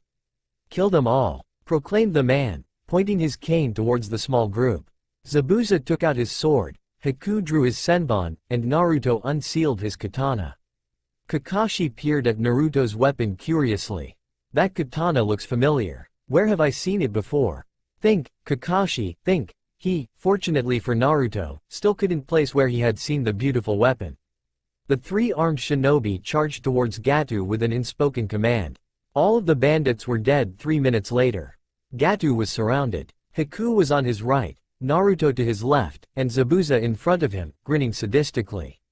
He raised his sword. "They are demons, all 3 of them," was Gato's last thought before his head was chopped off, and a cheer resonated throughout the area. The shinobi and bridge builder turned in the direction of the noise, and saw a large crowd celebrating Gato's death. Inari was in the front, hugging his mother. 1 week later, Team 7, Zabuza, and Haku were standing in front of the newly built bridge. The villagers were saying their goodbyes. Inari went last, giving Naruto a big hug, a few tears falling down his face. "Sorry, Naruto-Nisan, I have disappointed you. I guess I just can't stop crying," said Inari with a sad smile. "Inari, you baka, it's okay to cry when you're happy," replied Naruto, a few tears falling down his own face. The group of shinobi then turned around and started to cross the bridge.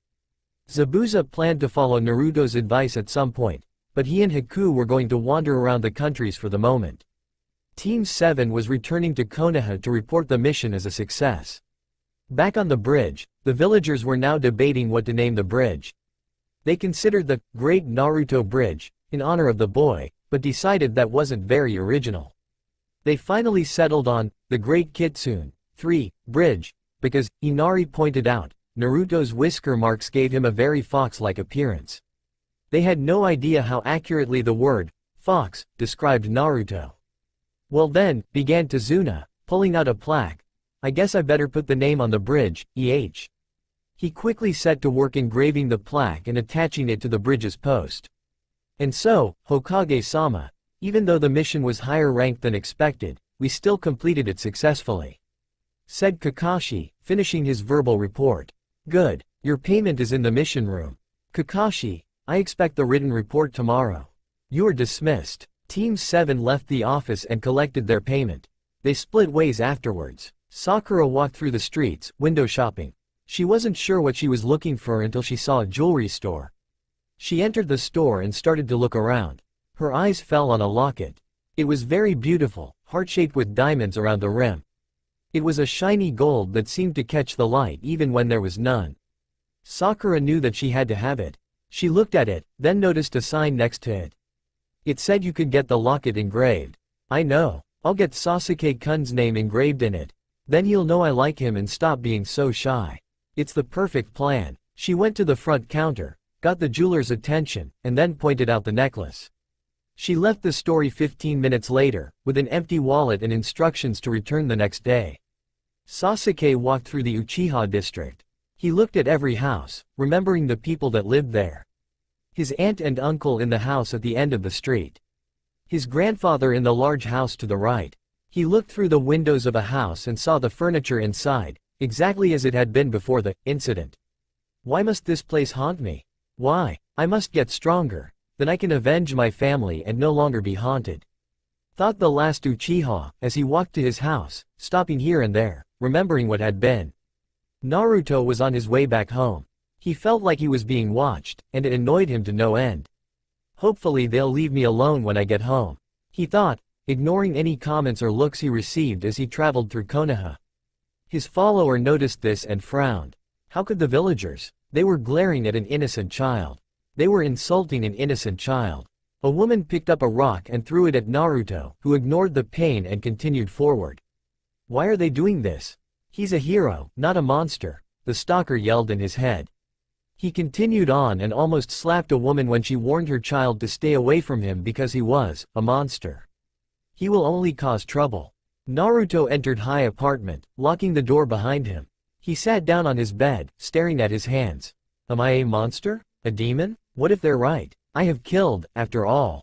Stop thinking like that, kid. I'm the evil demon, not you. You're the stupid prankster, commented Kyuubi, trying to cheer his vessel up. I suppose you're right, but I wish the villagers could see it. Well, if they can't see the real you, then they are foolish.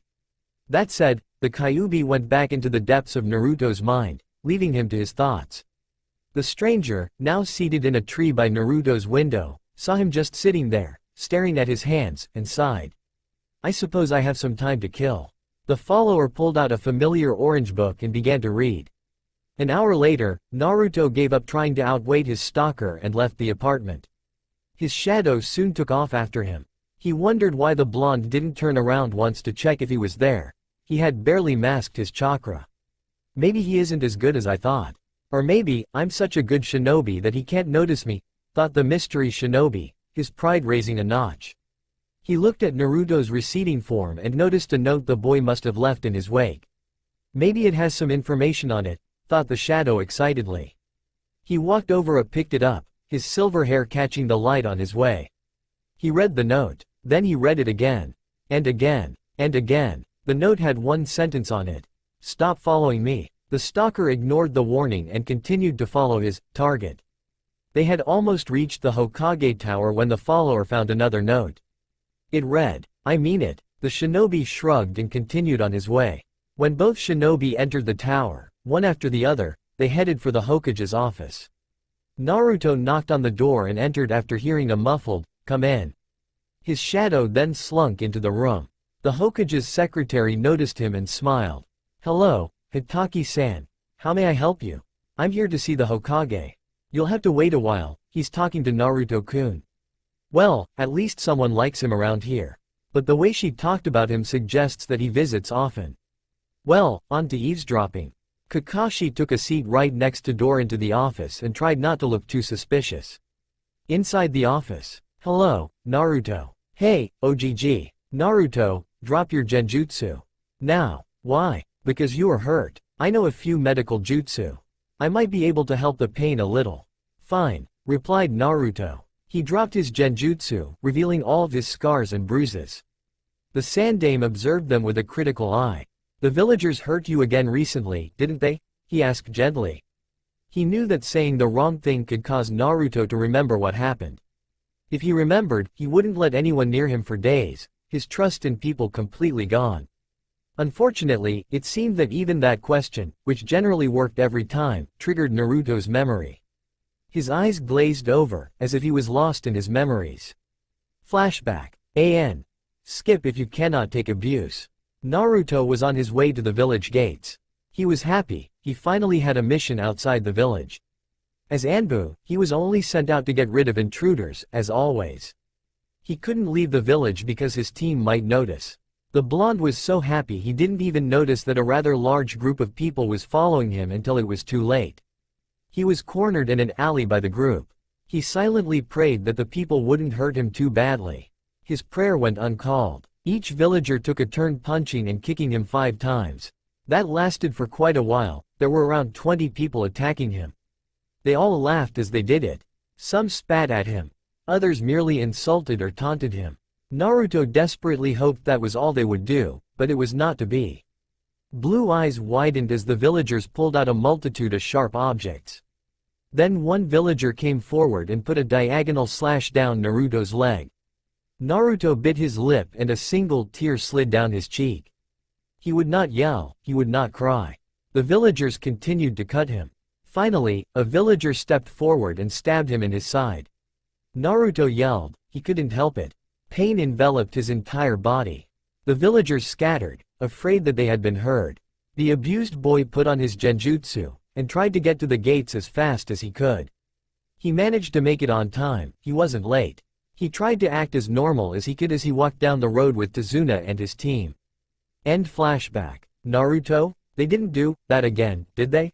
Asked the Hokage, who was now healing the bruises as well as he could. He got no reply. He looked into Naruto's eyes and gasped. They were haunted now, completely haunted. He shouldn't have said anything. Naruto was now lost in another memory. Flashback. Same warning as before. Naruto was running through the streets as fast as he could. A large mob of people was following him. He eventually wore out and couldn't run anymore. He collapsed to the ground, the villagers surrounding him. A man picked up a large rock and threw at Naruto. Soon the boy was being covered by a flood of rocks. He yelled and yelled, as loudly as he could, until a particularly well-aimed stone hit him on the head, sending him into the darkness. He awoke 3 hours later, alone in the streets. End flashback. Naruto? Naruto? Naruto, cried the Hokage. He was trying to get Naruto to wake up again, to see life in those soulless blue orbs. The boy in question slowly remembered where he was and what he was doing. The Sandaime sighed in relief when he saw Naruto look at him. I finished healing you as much as I could. Naruto simply nodded. Naruto, have you been getting any sleep lately? Asked the old man, noticed dark bags under the 12-year-old's eyes. Not really. I'm up all night because of missions that someone won't stop sending me on. Oh, and I think Kakashi-san is starting to put pieces together. Outside, by the door, an eye widened. So there is a secret. I'm going to find out what it is, no matter what. Kakashi was snapped away from his thoughts by the slightly muffled voice of the Hokage behind the door. He returned to his eavesdropping. How so? Well, during the mission, I sort of fought Zabuza under a henge that made me look like Kakashi. I had a cage Bunshin take Kakashi and hide. According to the clone, Kakashi saw everything. Su-ka. Not only that, but I had to use Dark Hikari, near the end of the mission. I think Kakashi-san might have recognized it. Well, if Kakashi does figure it out, couldn't you use your powers as his superior not to tell anyone? Well, I could, but I only want to use my powers as Anbu captain to help people, not for my own selfish reasons. Well then, what about your powers as special Junin? Asked the old man. OGG, I think it's time I take over your position. Joked Naruto, too. First of all, that's the same thing as using my powers as Anbu captain, and second of all, special Junin is below Junin rank. Cried Naruto, stepped forward and lightly bonking an embarrassed Hokage on the head. Outside the office, a certain Junin's eye was around the size of a dinner plate. Anbu captain? Naruto is an Anbu captain? What the hell? Naruto, you might have to use them for the sake of your identity. After all, I think we might have a problem if people found out the identity of the killer kit, now, wouldn't we? Asked the Hokage with a small chuckle. Naruto smirked. Hi, but at least then they might think twice about how they treat me. The Sandaime quickly and swiftly changed the subject. Back on topic, Naruto, you're being given a small break from Anbu. I only want you to focus on the Uchiha mission, especially with the Chunin exams approaching. And try to get some sleep, okay? Hi, Hokage-sama. Good, you are dismissed. Bring in your weekly report tomorrow. Naruto put back on his genjutsu, then turned and left the room.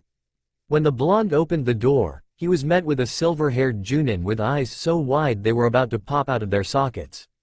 Naruto is the killer kit? Naruto is the best shinobi in the village? Hey, Kakashi-sensei, said Naruto. Kakashi quickly controlled himself. Hi, Naruto. How are you? Sensei, you last saw me 2 hours ago. You should know how I am. Joked Naruto. Right. Anyway, I have to go see the Hokage now. Ya ne. Kakashi quickly entered the office. Naruto sighed and left. You know, he could have been less obvious while he was stalking me. Oh well. Off to the ramen shop. Kakashi slammed the door to the Hokage office behind him. Ah, hello Kakashi. What can I do for you? The Junin glared at the Sandaime. What the hell have you been hiding from me about Naruto? He exclaimed. The Hokage sighed. Take a seat Kakashi. This is a long story. Kakashi complied, his eye twinkling with curiosity. It began when Naruto was 4 years old. At the ramen shop, Naruto sneezed. Is someone talking about me? He wondered. He shrugged and returned to his 5th bowl of ramen. Sasuke dodged a low kick, then aimed a punch towards his opponent's jaw. The attack hit, sending his orange-wearing opponent flying across the field.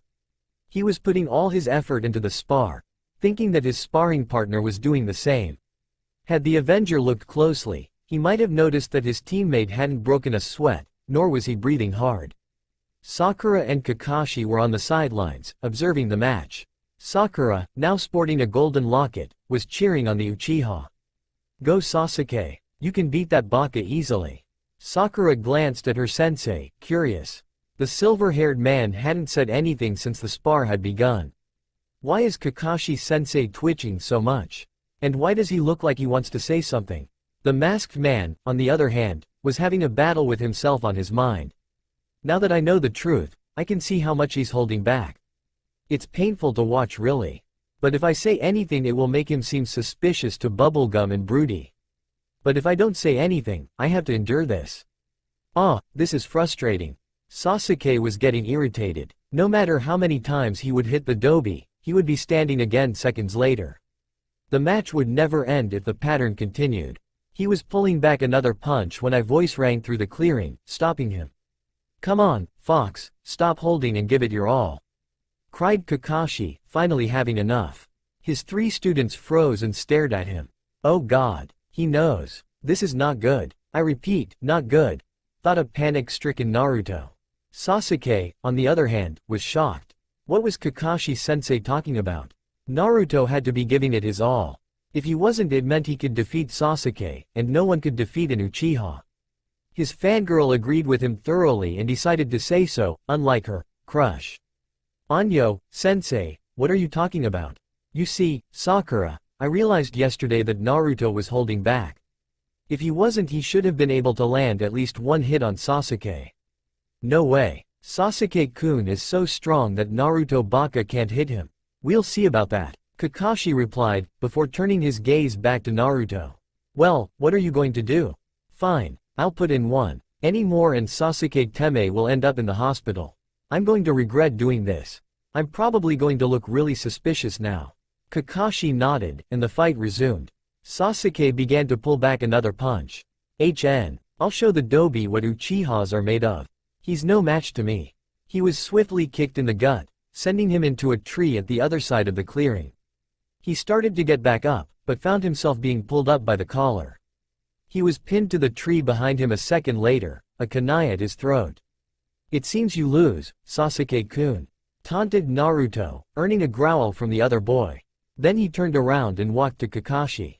Hitaki-san, we need to talk. Privately. Please follow me. Naruto walked off, Kakashi at his heels. Two stunned genin looked at each other, silently agreeing on something for once. That was weird, the two thought simultaneously. Naruto silently trudged deeper into the forest. He stopped and turned around when he was satisfied that no one would hear the conversation. Kakashi had stopped as well, and was silently staring at him. Naruto sighed. It seemed he would have to make the first move. Kakashi-san, I assume you know the whole story, correct? Hi, I thought so. Seeing as you know who I am, I politely ask you to keep my identity a secret.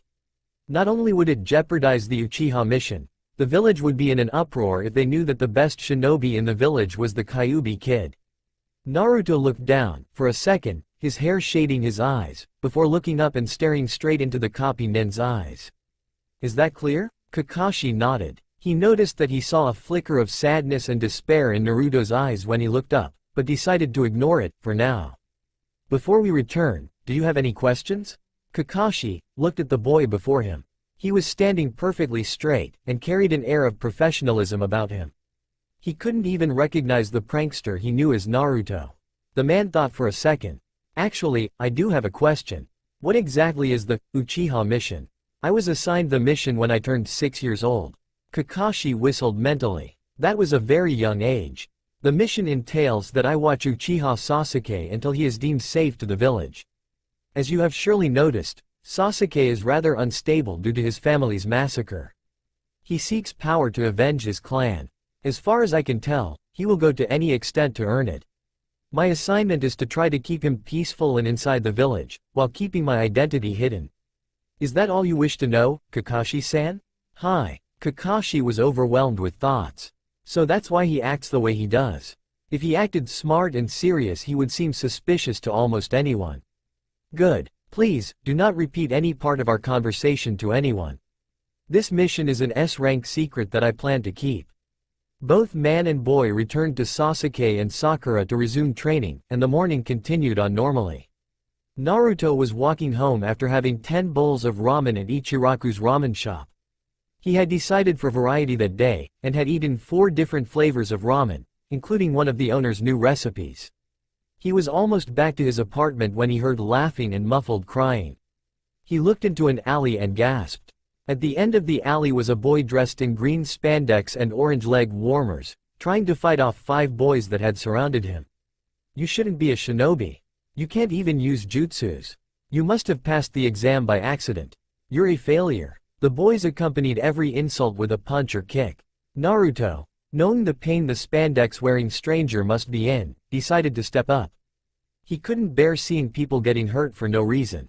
Go away. He's not the failure, you are, for hurting someone for having a disability. Cried Naruto, running in between the bullies to stand in front of the boy. Arigato, said the boy in green, looking at Naruto with eyes sparkling with admiration underneath large eyebrows.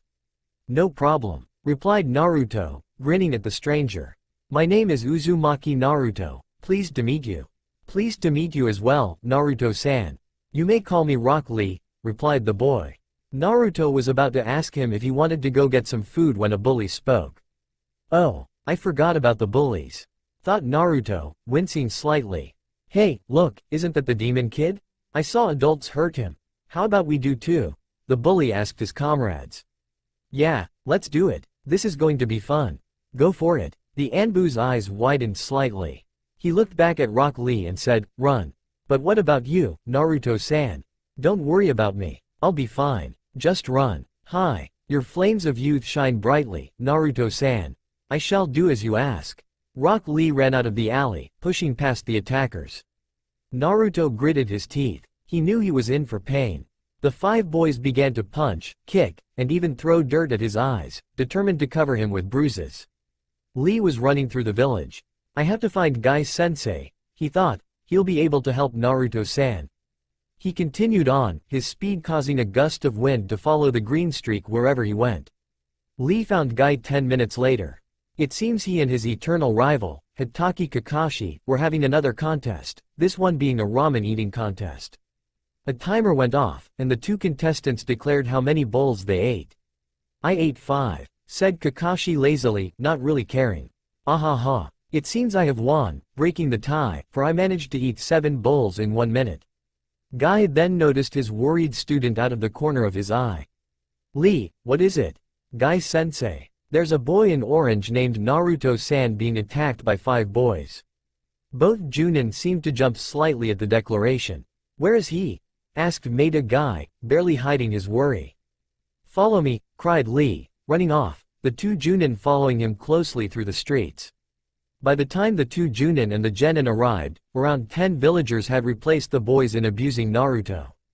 They were punching and kicking with all of their might, and one was wearing brass knuckles, multiplying the pain. Kakashi winced when he heard the crunch of a bone breaking. His anger began to take over him. How could they? He thought, pushing through the crowd to protect his student. Guy took care of the villagers. I am afraid you gentlemen must see the Hokage for your unyouthful ways, he exclaimed, picking them up and handing to an Anbu who had arrived hearing the commotion. The Anbu nodded and, after calling his comrade to help him carry the villagers, disappeared, jumping roof to roof on their way to the tower. Kakashi, meanwhile, was livid. He had seen Naruto and had automatically wished he never had. The boy was covered with bruises, and many of his bones were bent painfully. His arms were bleeding, most likely from trying to protect himself, and a small stream of blood trickled down his face from his hairline. In spite of all these injuries, Naruto wasn't, unfortunately, unconscious. What shocked the masked Junin even more was that Naruto hadn't even shed a tear. He picked Naruto up, being careful not to jostle his broken bones, and started to head to the hospital with Guy and Lee. Kakashi looked into Naruto's, now open, eyes, and where he normally saw bright blue eyes twinkling with mischief were soulless crystal blue eyes. The colors so cold Kakashi almost shuddered. As soon as his charge saw the hospital he started to struggle. Let me go, he said, still trying to escape his sensei's arms. Naruto, don't be ridiculous, you're in no condition to move, let alone walk. Naruto still continued to struggle, ignoring his sensei. Guy looked at the orange boy sympathetically. This kid was the Kyuubi vessel, who was hated for something he had no control over. He was about to ask why when Lee did it for him. Naruto-san, why do you refuse to go to the hospital? They don't like me. I generally don't get very good care, so it's better if I stay at my apartment anyway. The hospital staff is very unyouthful, were the thoughts of 2 green-wearing shinobi. Hearing the explanation, Kakashi decided that he might as well listen to the boy's pleas. Very well, Naruto. Where is your apartment? Naruto gave them instructions, and the small group set off for the place Naruto called home. Naruto silently made a few seals as they walked up the stairs in his apartment building. Clean up no jutsu, he mouthed, placing another one of his custom genjutsus over his home.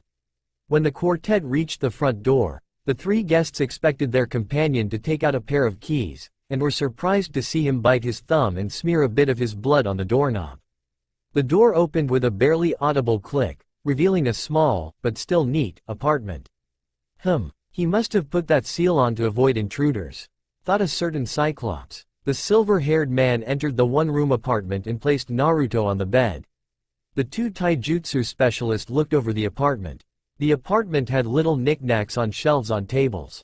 On a bookcase there were around 50 scrolls, none of them labeled, making the older of the 2 spandex-wearing men what they held. A door in the far left corner led to the bathroom. The main room was divided into 3 areas. The first held a small kitchen area and a table littered with more scrolls, all of them filled with a vast amount of information. The second area held a couch, a bookcase, and a coffee table. There were 3 pictures on the coffee table.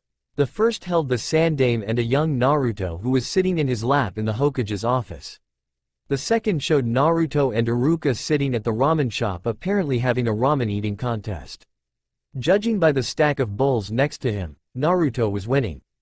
The third, and last, picture, showed Iruka, the Hokage, and Naruto standing in front of a large window. The Hokage monument could be seen outside.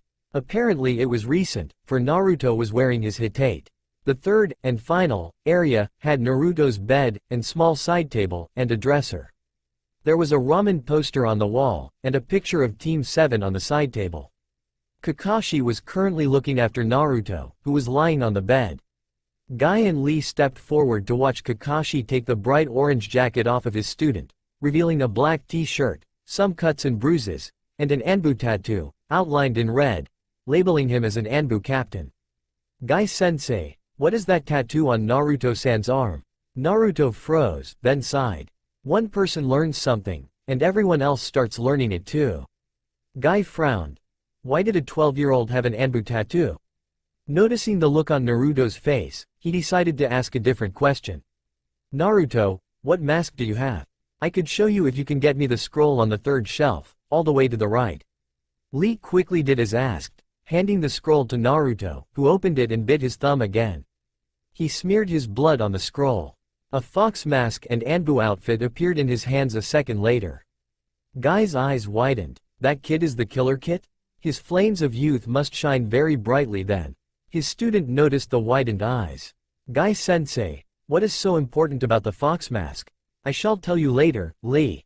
Let us leave now. Naruto, we shall keep your secret, and may you recover quickly. Naruto nodded in appreciation, and the two left, after Lee said his farewell. Yosh, he exclaimed, may your flames of youth never die out. Kakashi left an hour later, leaving Naruto to his thoughts. He currently had only one. I can't believe that didn't notice that my arms, which were crushed, had already healed. In the Hokage's office. Welcome everyone. I assume you already know why you've been called, so I suppose I might as well formally announce it. The Hokage's weary eyes flicked over to the corner of the room for a second, glancing at the Anbu that was hidden there. Konohagakure will be hosting the Chunin exams this year, declared the Sandame. Any Junin wishing to nominate their teams step forward. 4 Junin stepped forward. My team should be strong enough. But what if I'm wrong? This is my first team, thought the Genjutsu mistress of Konoha. My team's flames of youth shine brightly enough to pass, were the thoughts of the beautiful green beast. Hey, my team will pass without a doubt, the Junin smoking a cigar reassured himself. Might as well. It means I'll get more time to read Icha Icha, thought a certain silver-haired Junin, his nose buried in a book. He glanced up from the orange novel, and noticed everyone staring at him. He took the hint. I, Hitaki Kakashi, nominate Team 7 for the Chunin exams. Kakashi began to take a step back, but was interrupted by a brown-haired instructor with a scar across his nose. It's too soon. The exams are dangerous. Who knows what could happen to them? They are my students, and I know they aren't ready, cried an enraged Iruka. Correction, Amino-san, spoke a voice from the corner of the room. The Hokage smirked knowingly at the confused looks on the rest of the room's occupants. They had all turned to look at the darkened corner as a short Anbu with a fox mask appeared. So he's decided to step in after all.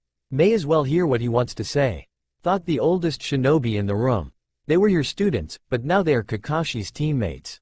He knows their capabilities. Test them yourself if you have any doubts.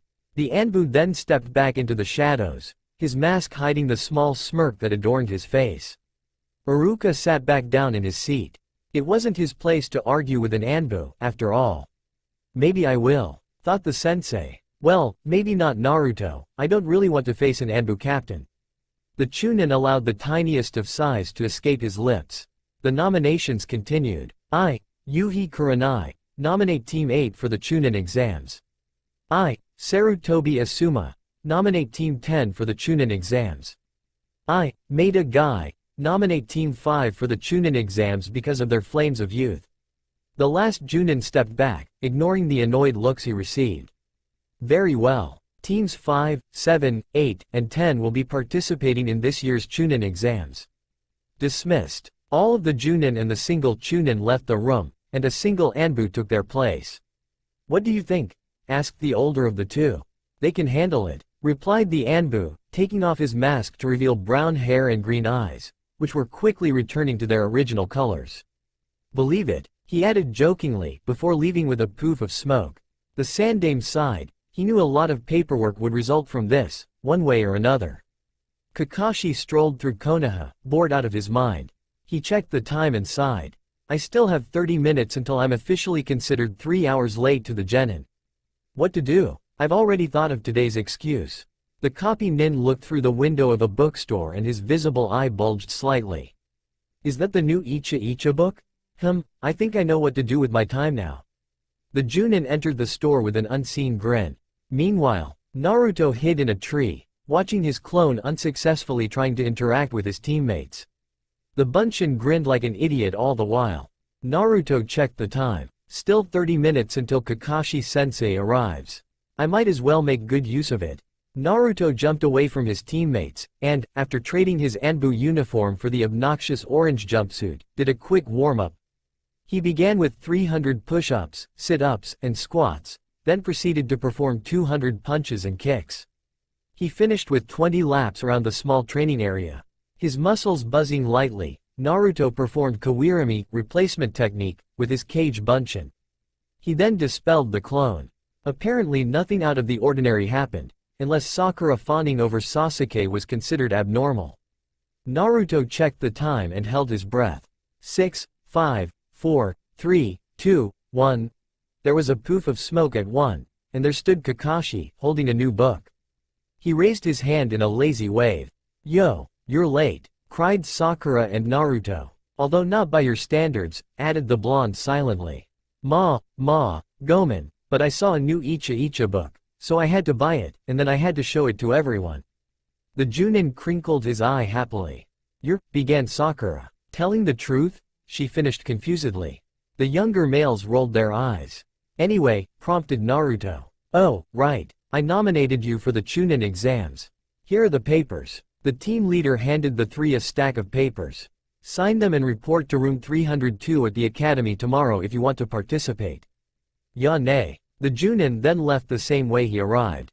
Naruto glanced at his teammates. Sasuke was looking at the papers arrogantly, as if he thought it would be easy because he was the last Uchiha. Sakura, on the other hand, looked slightly nervous yet determined. Naruto knew he had to participate, but he also knew it would be a pain. He glanced at his teammates. Anyone have a pen? He asked sheepishly, ignoring the fact that he had one in his back pocket. Team 7 was heading out to eat. Sasuke and Sakura couldn't refuse Naruto's offer for lunch.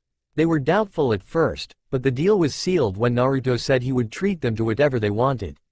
They were almost at their destination, a steakhouse, when Naruto turned around and yelled, "Stop following me." Knowing he couldn't be referring to them, they turned around and stared at the rectangular rock that was now in front of them. "There's no one here," came a muffled voice from the rock. "Konohamaru, give it up, I know it's you," spoke Naruto. The rock exploded, revealing 3 academy students, all covered in soot. The one with a blue scarf spoke up. 2. Cough. Many, cough, explosives, cough. The student cheered up considerably after his uninformative sentence.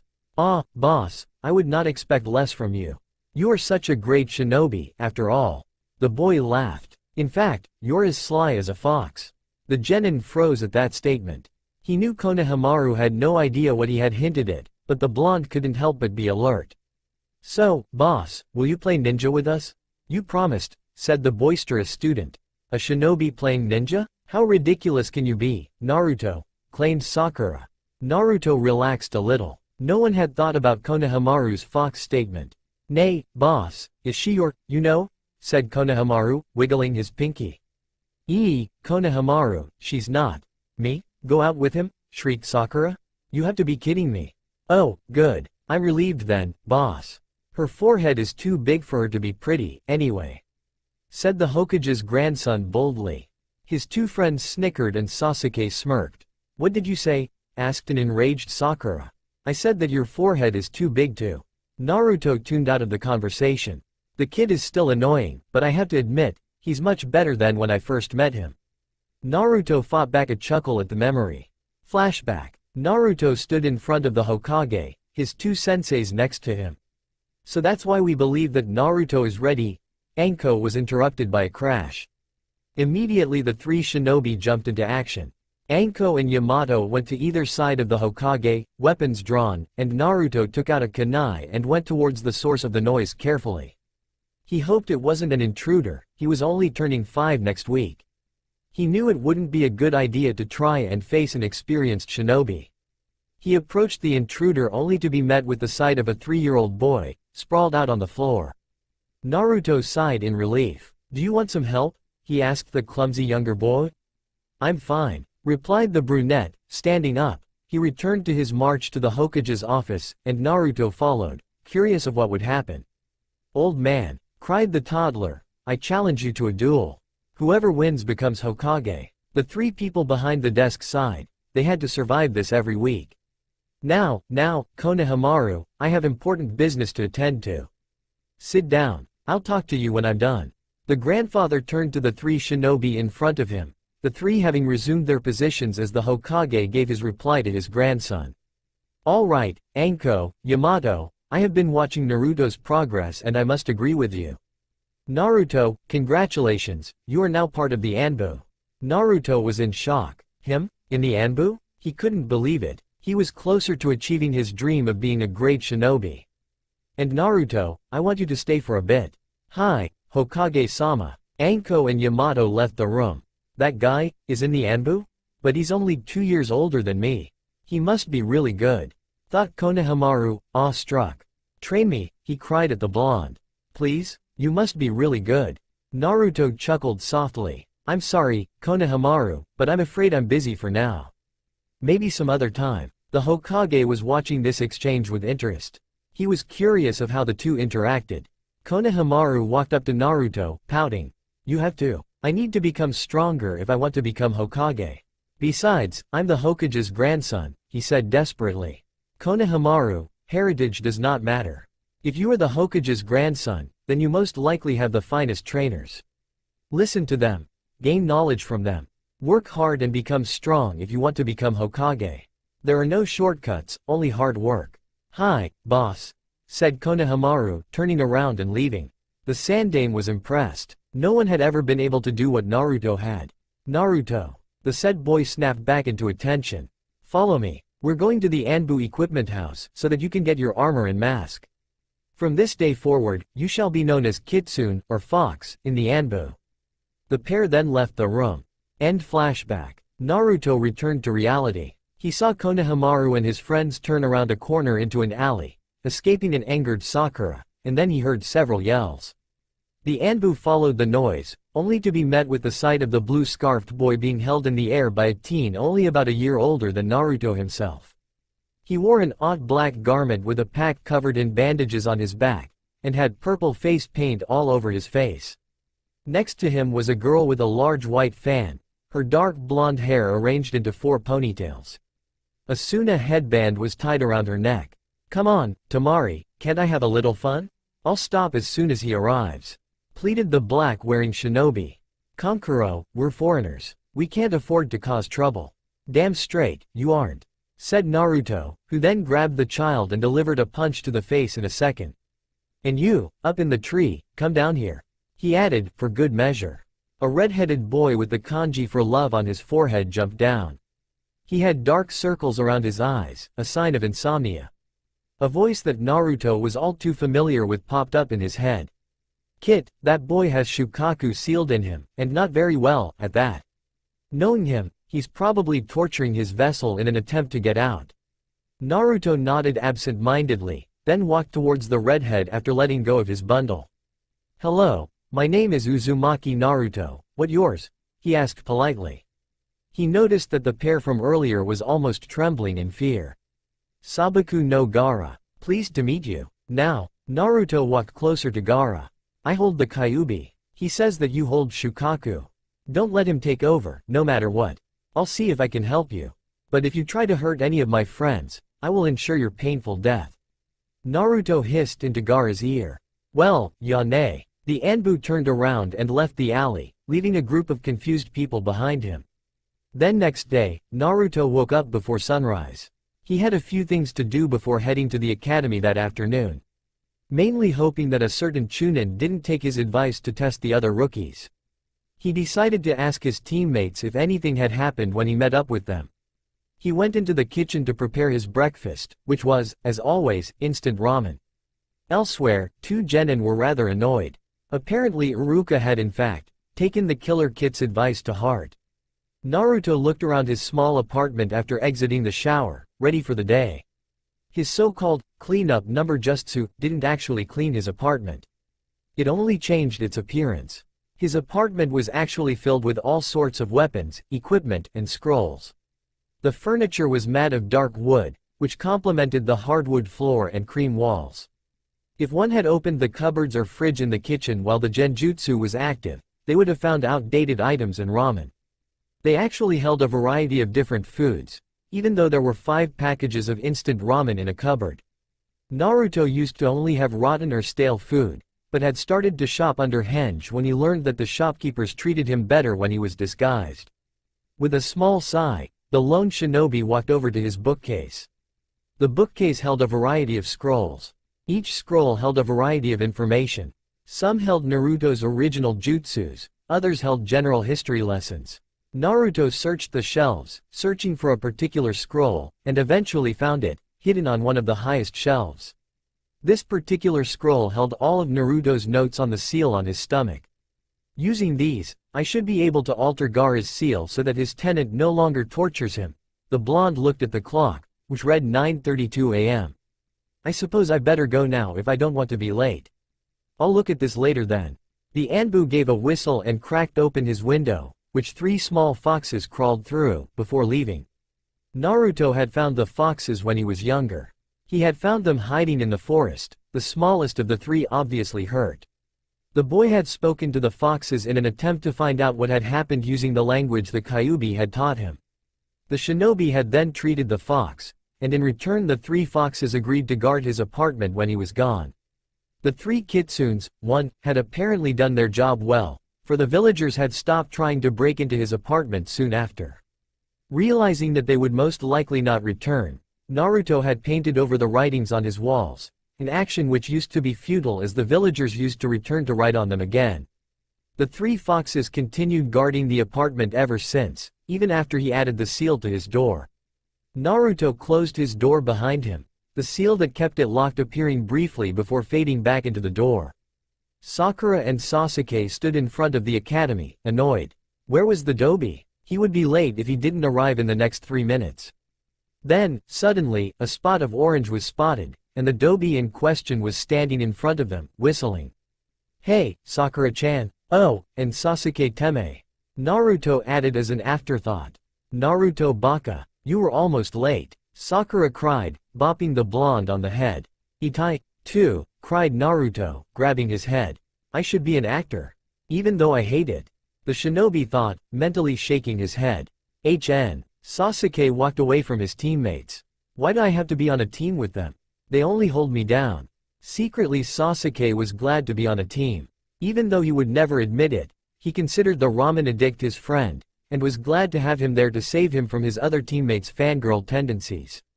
Let's go, cried Naruto, running towards the academy. Why does he have to be so annoying? He should be more like Sasuke-kun. Even though I don't think that's possible, considering his brain capacity. Sakura ran up to Sasuke, clutching onto his arm. Sasuke tried to shake her off unsuccessfully. She's not there, the mantra repeated itself in the raven's head as he entered the building. Team 7 walked up 2 flights of stairs, then turned to see a large commotion in front of a door. A sign by it said, Room 302. Naruto watched Lee get pushed down by 2 suspiciously familiar genin. Aren't those the 2 chunin that watch the gate? They could use some help in genjutsu. Naruto then noted that Lee was letting himself get pushed down. I see, so he's acting. I guess we better go before we attract too much attention. Naruto clapped his hand over Sasuke's mouth, who was about to speak. Be quiet, we don't want anyone to know. He hissed in the Uchiha's ear, then quickly turned around and started to climb up the next flight of stairs. Sasuke followed him, and, of course, Sakura followed the prodigy like a lovesick puppy. The trio was about to enter the real room 302 when Kakashi appeared before them. Very well. He spoke, I see you all participated. I suppose you can enter then. And before you ask, the entire team must enter or no one at all. I didn't mention this earlier so that Sasuke and Naruto wouldn't force Sakura into participating. Well, good luck. Ya ne. Kakashi poofed away. Naruto quickly glanced behind him and saw Lee, a Hyuga, and a girl with 2 buns approach. Curious, he listened to what the Hyuga was saying. I can't believe those 2 actually thought we were going to the roof to cheer you up, Lee. I suppose you do have good ideas sometimes. Of course, my eternal rival. The flames of youth provide me with my ideas. Lee continued talking as Naruto tuned out and entered the room. Inside, he found a great assortment of genin from different villages, along with the rest of the Rookie 9. Sasuke was currently being attacked by the blonde and pink-haired Kunoichi. Kiba was talking animatedly with Hinata, who was blushing furiously upon seeing Naruto, and Choji, Shino, and Shikamaru were standing to the side observing the other shinobi in the room. Naruto smiled and was about to walk up to them when he remembered what the Hokage had told him when he had stopped by his office that morning on the way to the academy. Flashback. Naruto, the Hokage began, due to your status as Special Junin, and your mission, you need to also be in the Junin Lounge during the first exam. I want you to watch the exam through the TV that is installed in there and report any suspicious activity. I see. Do you want me to have a Kage Bunshin take the exam then? The blonde asked. That would be advisable. That's all I have to tell you.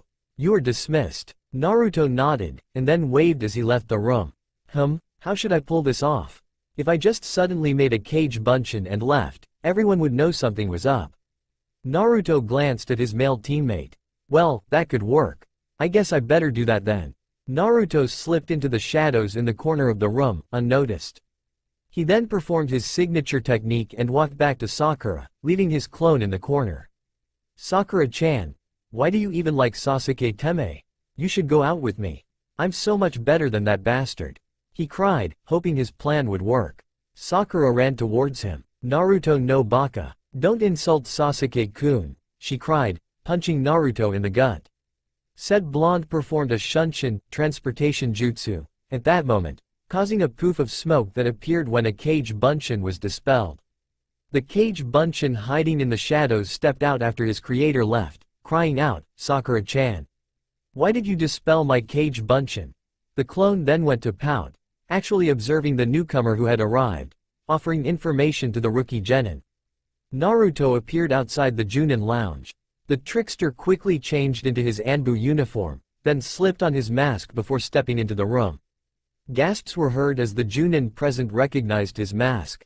Kitsune-san, what are you doing here? Kurenai asked, having gathered all her courage. The Hokage asked me to monitor the exams from the lounge. Do not mind me, the Anbu said, slipping into the shadows, ignoring the many stares he received. He sat quietly against a wall, seemingly doing nothing, but actually holding a conversation with his tenant. Oi, Kyuubi, could you do me a favor? What do you want, Gaki? Could you take control of my clone for me? If you do, it wouldn't dissipate when hit, and you could make sure that it acted in character. Fine, Kit. I suppose I'll do it if it means I get temporary freedom. Naruto felt the presence known as Kyuubi leave his mind. The boy then focused his attention on the screen in front of him. Apparently Ibiki had arrived, and was managing to scare the genin and get them to sit down at the same time. Naruto chuckled, attracting the attention from 4 certain Junin senseis. What? He asked. You have to admit it's amusing. 3 of the Junin turned around, while the last one looked at Naruto for a minute before giving a one-eyed smile and turning around. The Anbu settled down in his corner, still watching the screen. In the examination room, Naruto quickly ran to his seat, looking afraid. He quickly surveyed the room, noticing a lavender-eyed Kunoichi next to him. Isn't that one of Naruto's friends, the shy one? What was her name again? Haruna? Hikari? Hitomi? Hina? Hinata? The Kyuubi-controlled clone grinned. Yes, that's right, it's Hinata. I suppose I should be nice to her. She is one of Kit's friends. His decision made, the Kyuubi turned to his shy neighbor. Good luck, Hinata. Let's do our best, said the clone, giving Naruto's trademark grin. The Kyuubi mentally patted himself on the back. I am good at acting. Maybe I should become an actor in my next life. Snapping away from his thoughts, Kyuubi refocused his attention on a blushing Hinata. Hi, NN Naruto-kun. Gee, good luck. She stuttered shyly. He's actually talking to me. But, is it my imagination or is his voice slightly deeper? She thought to herself, poking her fingers together. All the genin turned their attention to the intimidating Junin in the front of the room, who was currently explaining the rules. The test is a written exam with 10 questions. No cheating. If you are caught cheating by the Chunin on the side of the room 3 times, you and your team are disqualified. Each question counts for 1 point, and if you don't answer all of them, you and your team fail. The final question will be given 10 minutes before the time is up. Any questions? No? Begin. Ibiki finished barking out his instructions, and the tests began to be passed out. A genin began to raise his hand. Excuse me, he began. It's too late for questions. You should have asked earlier, cried Ibiki. But I said no more questions. The poor genin slumped back in his seat, blushing furiously with embarrassment. Kyubi looked at the paper laid before him and smirked. He knew the answer to each question. I'll admit I wouldn't have known the answers had Kit not been in Anbu, but still. At least I know them. Should I do as I'm supposed to and cheat, or go the easy way? The fox demon looked at the test. I guess I'll take the easy way. It should throw some people off, and I don't feel like putting any effort in anyway. The controlled clone quickly completed the test, acting as if it were nervous the entire time. With 30 minutes to spare, the demon looked around, noticing many obvious cheating methods, rolling his eyes, and relaxing in his seat. The Kyubi lasted 5 minutes before getting annoyed. Well, this is boring. I obviously can't torture someone, so what can I do? I guess I now understand the Kit. Tests are boring. Across the room, a red-haired genin was watching the blonde warily. Something was off. The Uzumaki was merely sitting at his desk, as though he was bored. I wonder what's with him. He sure seems to be acting weird. I wonder. Don't worry about that now, and get back to work. That way you can get back to providing me blood sooner. A demonic voice interrupted. Hi, Shukaku-sama. Gaara returned to using his third eye to cheat. Meanwhile, the occupant of Gaara's concern was still trying to think of a way to entertain himself. Subconsciously, the Kyubi picked up his pencil and started to tap a message in a way he had picked up from Naruto. Unfortunately for him, it was a method known by all Anbu, including interrogation specialists. I'm so bored, tapped the Kyubi. Why isn't there anything to do here? Ibiki, who had been watching the room with an analyzing eye, snapped his attention to the disguised demon. How do you know this method? It's only supposed to be known by Anbu. Ibiki tapped back, having grabbed a nearby pen. Meh, you pick things up when you live on the streets. Ibiki's eyes widened. This kid is from the streets? And furthermore, Anbu used the code outside of missions? You said you were bored. Why aren't you working on the test then? I already finished it. Tapping noises filled the silence in the room, forming a conversation that no one truly understood. How so? That test isn't supposed to be easy. I know things. I considered cheating, as I was supposed to, but what can I say? I'm lazy. The Kyubi grinned. Besides, you're wrong, that test is easy. Ibiki frowned. Any true prodigies were normally specially trained. Who is this kid? Hey, what's your name, Gaki? I don't see why you want to know my, a mere foxkit's, name, but it's Uzumaki Naruto. Don't forget it. Uzumaki Naruto? Isn't that the Kyubi's vessel? And wasn't he the last in his class, instead of the number 1 rookie? Ibiki glanced at the clock and grinned. There were 10 minutes left. Showtime. He quickly slammed his hands on the desk and stood up, having gained every shinobi's attention. All right, time's up. Here comes the last question. Now, you can choose not to take the question, fail automatically, and retake the test next year, or you can try to answer the question yourself. But, if you answer the question incorrectly you will fail and be forbidden from participating in the exams again. But that's impossible. Some people in here have taken the exam before. Well, I wasn't the proctor before. What I say goes. Barked Ibiki. Raise your hand if you don't want to participate. A few minutes passed, and then slowly but surely, hands began to be raised, and many genin began to exit the room. Back in the Junin lounge, the last Uzumaki was thinking. He knew that Sakura might bail out of the test on his account, and he couldn't allow that to happen. Part of his orders was to help the Uchiha pass, after all. He sat and stared at the screen. All fly flew past him, and he swatted it away, barely noticing it. Wait, that's it, he thought, suddenly having a breakthrough. Acting quickly, he silently performed Kage Bunshin no Jutsu. He then used henge on himself to appear as an insect. The boy turned insect looked around. Whoa, who would have known that bugs could see so much? I guess I understand the Aburame clan for using bugs now. He then flew under the door unnoticed, heading towards the examination room as fast as he could. The hanged shinobi was almost at the door of the room when he suddenly stopped, suspending in midair. Wait, I can't risk this. I might get caught and cause my team to fail, which is unacceptable. It's also too smart for my character. I know my act has been slipping lately, but I need to keep on pretending. Hopefully the others won't be suspicious then. A Chunin walked through the halls, not noticing a single fly that was flying through the halls towards the Junin lounge. Sakura was staring at her blonde-haired teammate. I have to let us fail. It's better than causing Naruto to embarrass us and cause Sasuke-kun to fail. I have to. Slowly, her hand began to inch upward. Suddenly she noticed a tan hand had shot up in the air, and then slammed down onto the desk. She stared at her now standing teammate. I won't back down, he cried. If you think one stupid question is going to frighten me, well then you're wrong. I don't care if I fail, I'll figure out some way to try again.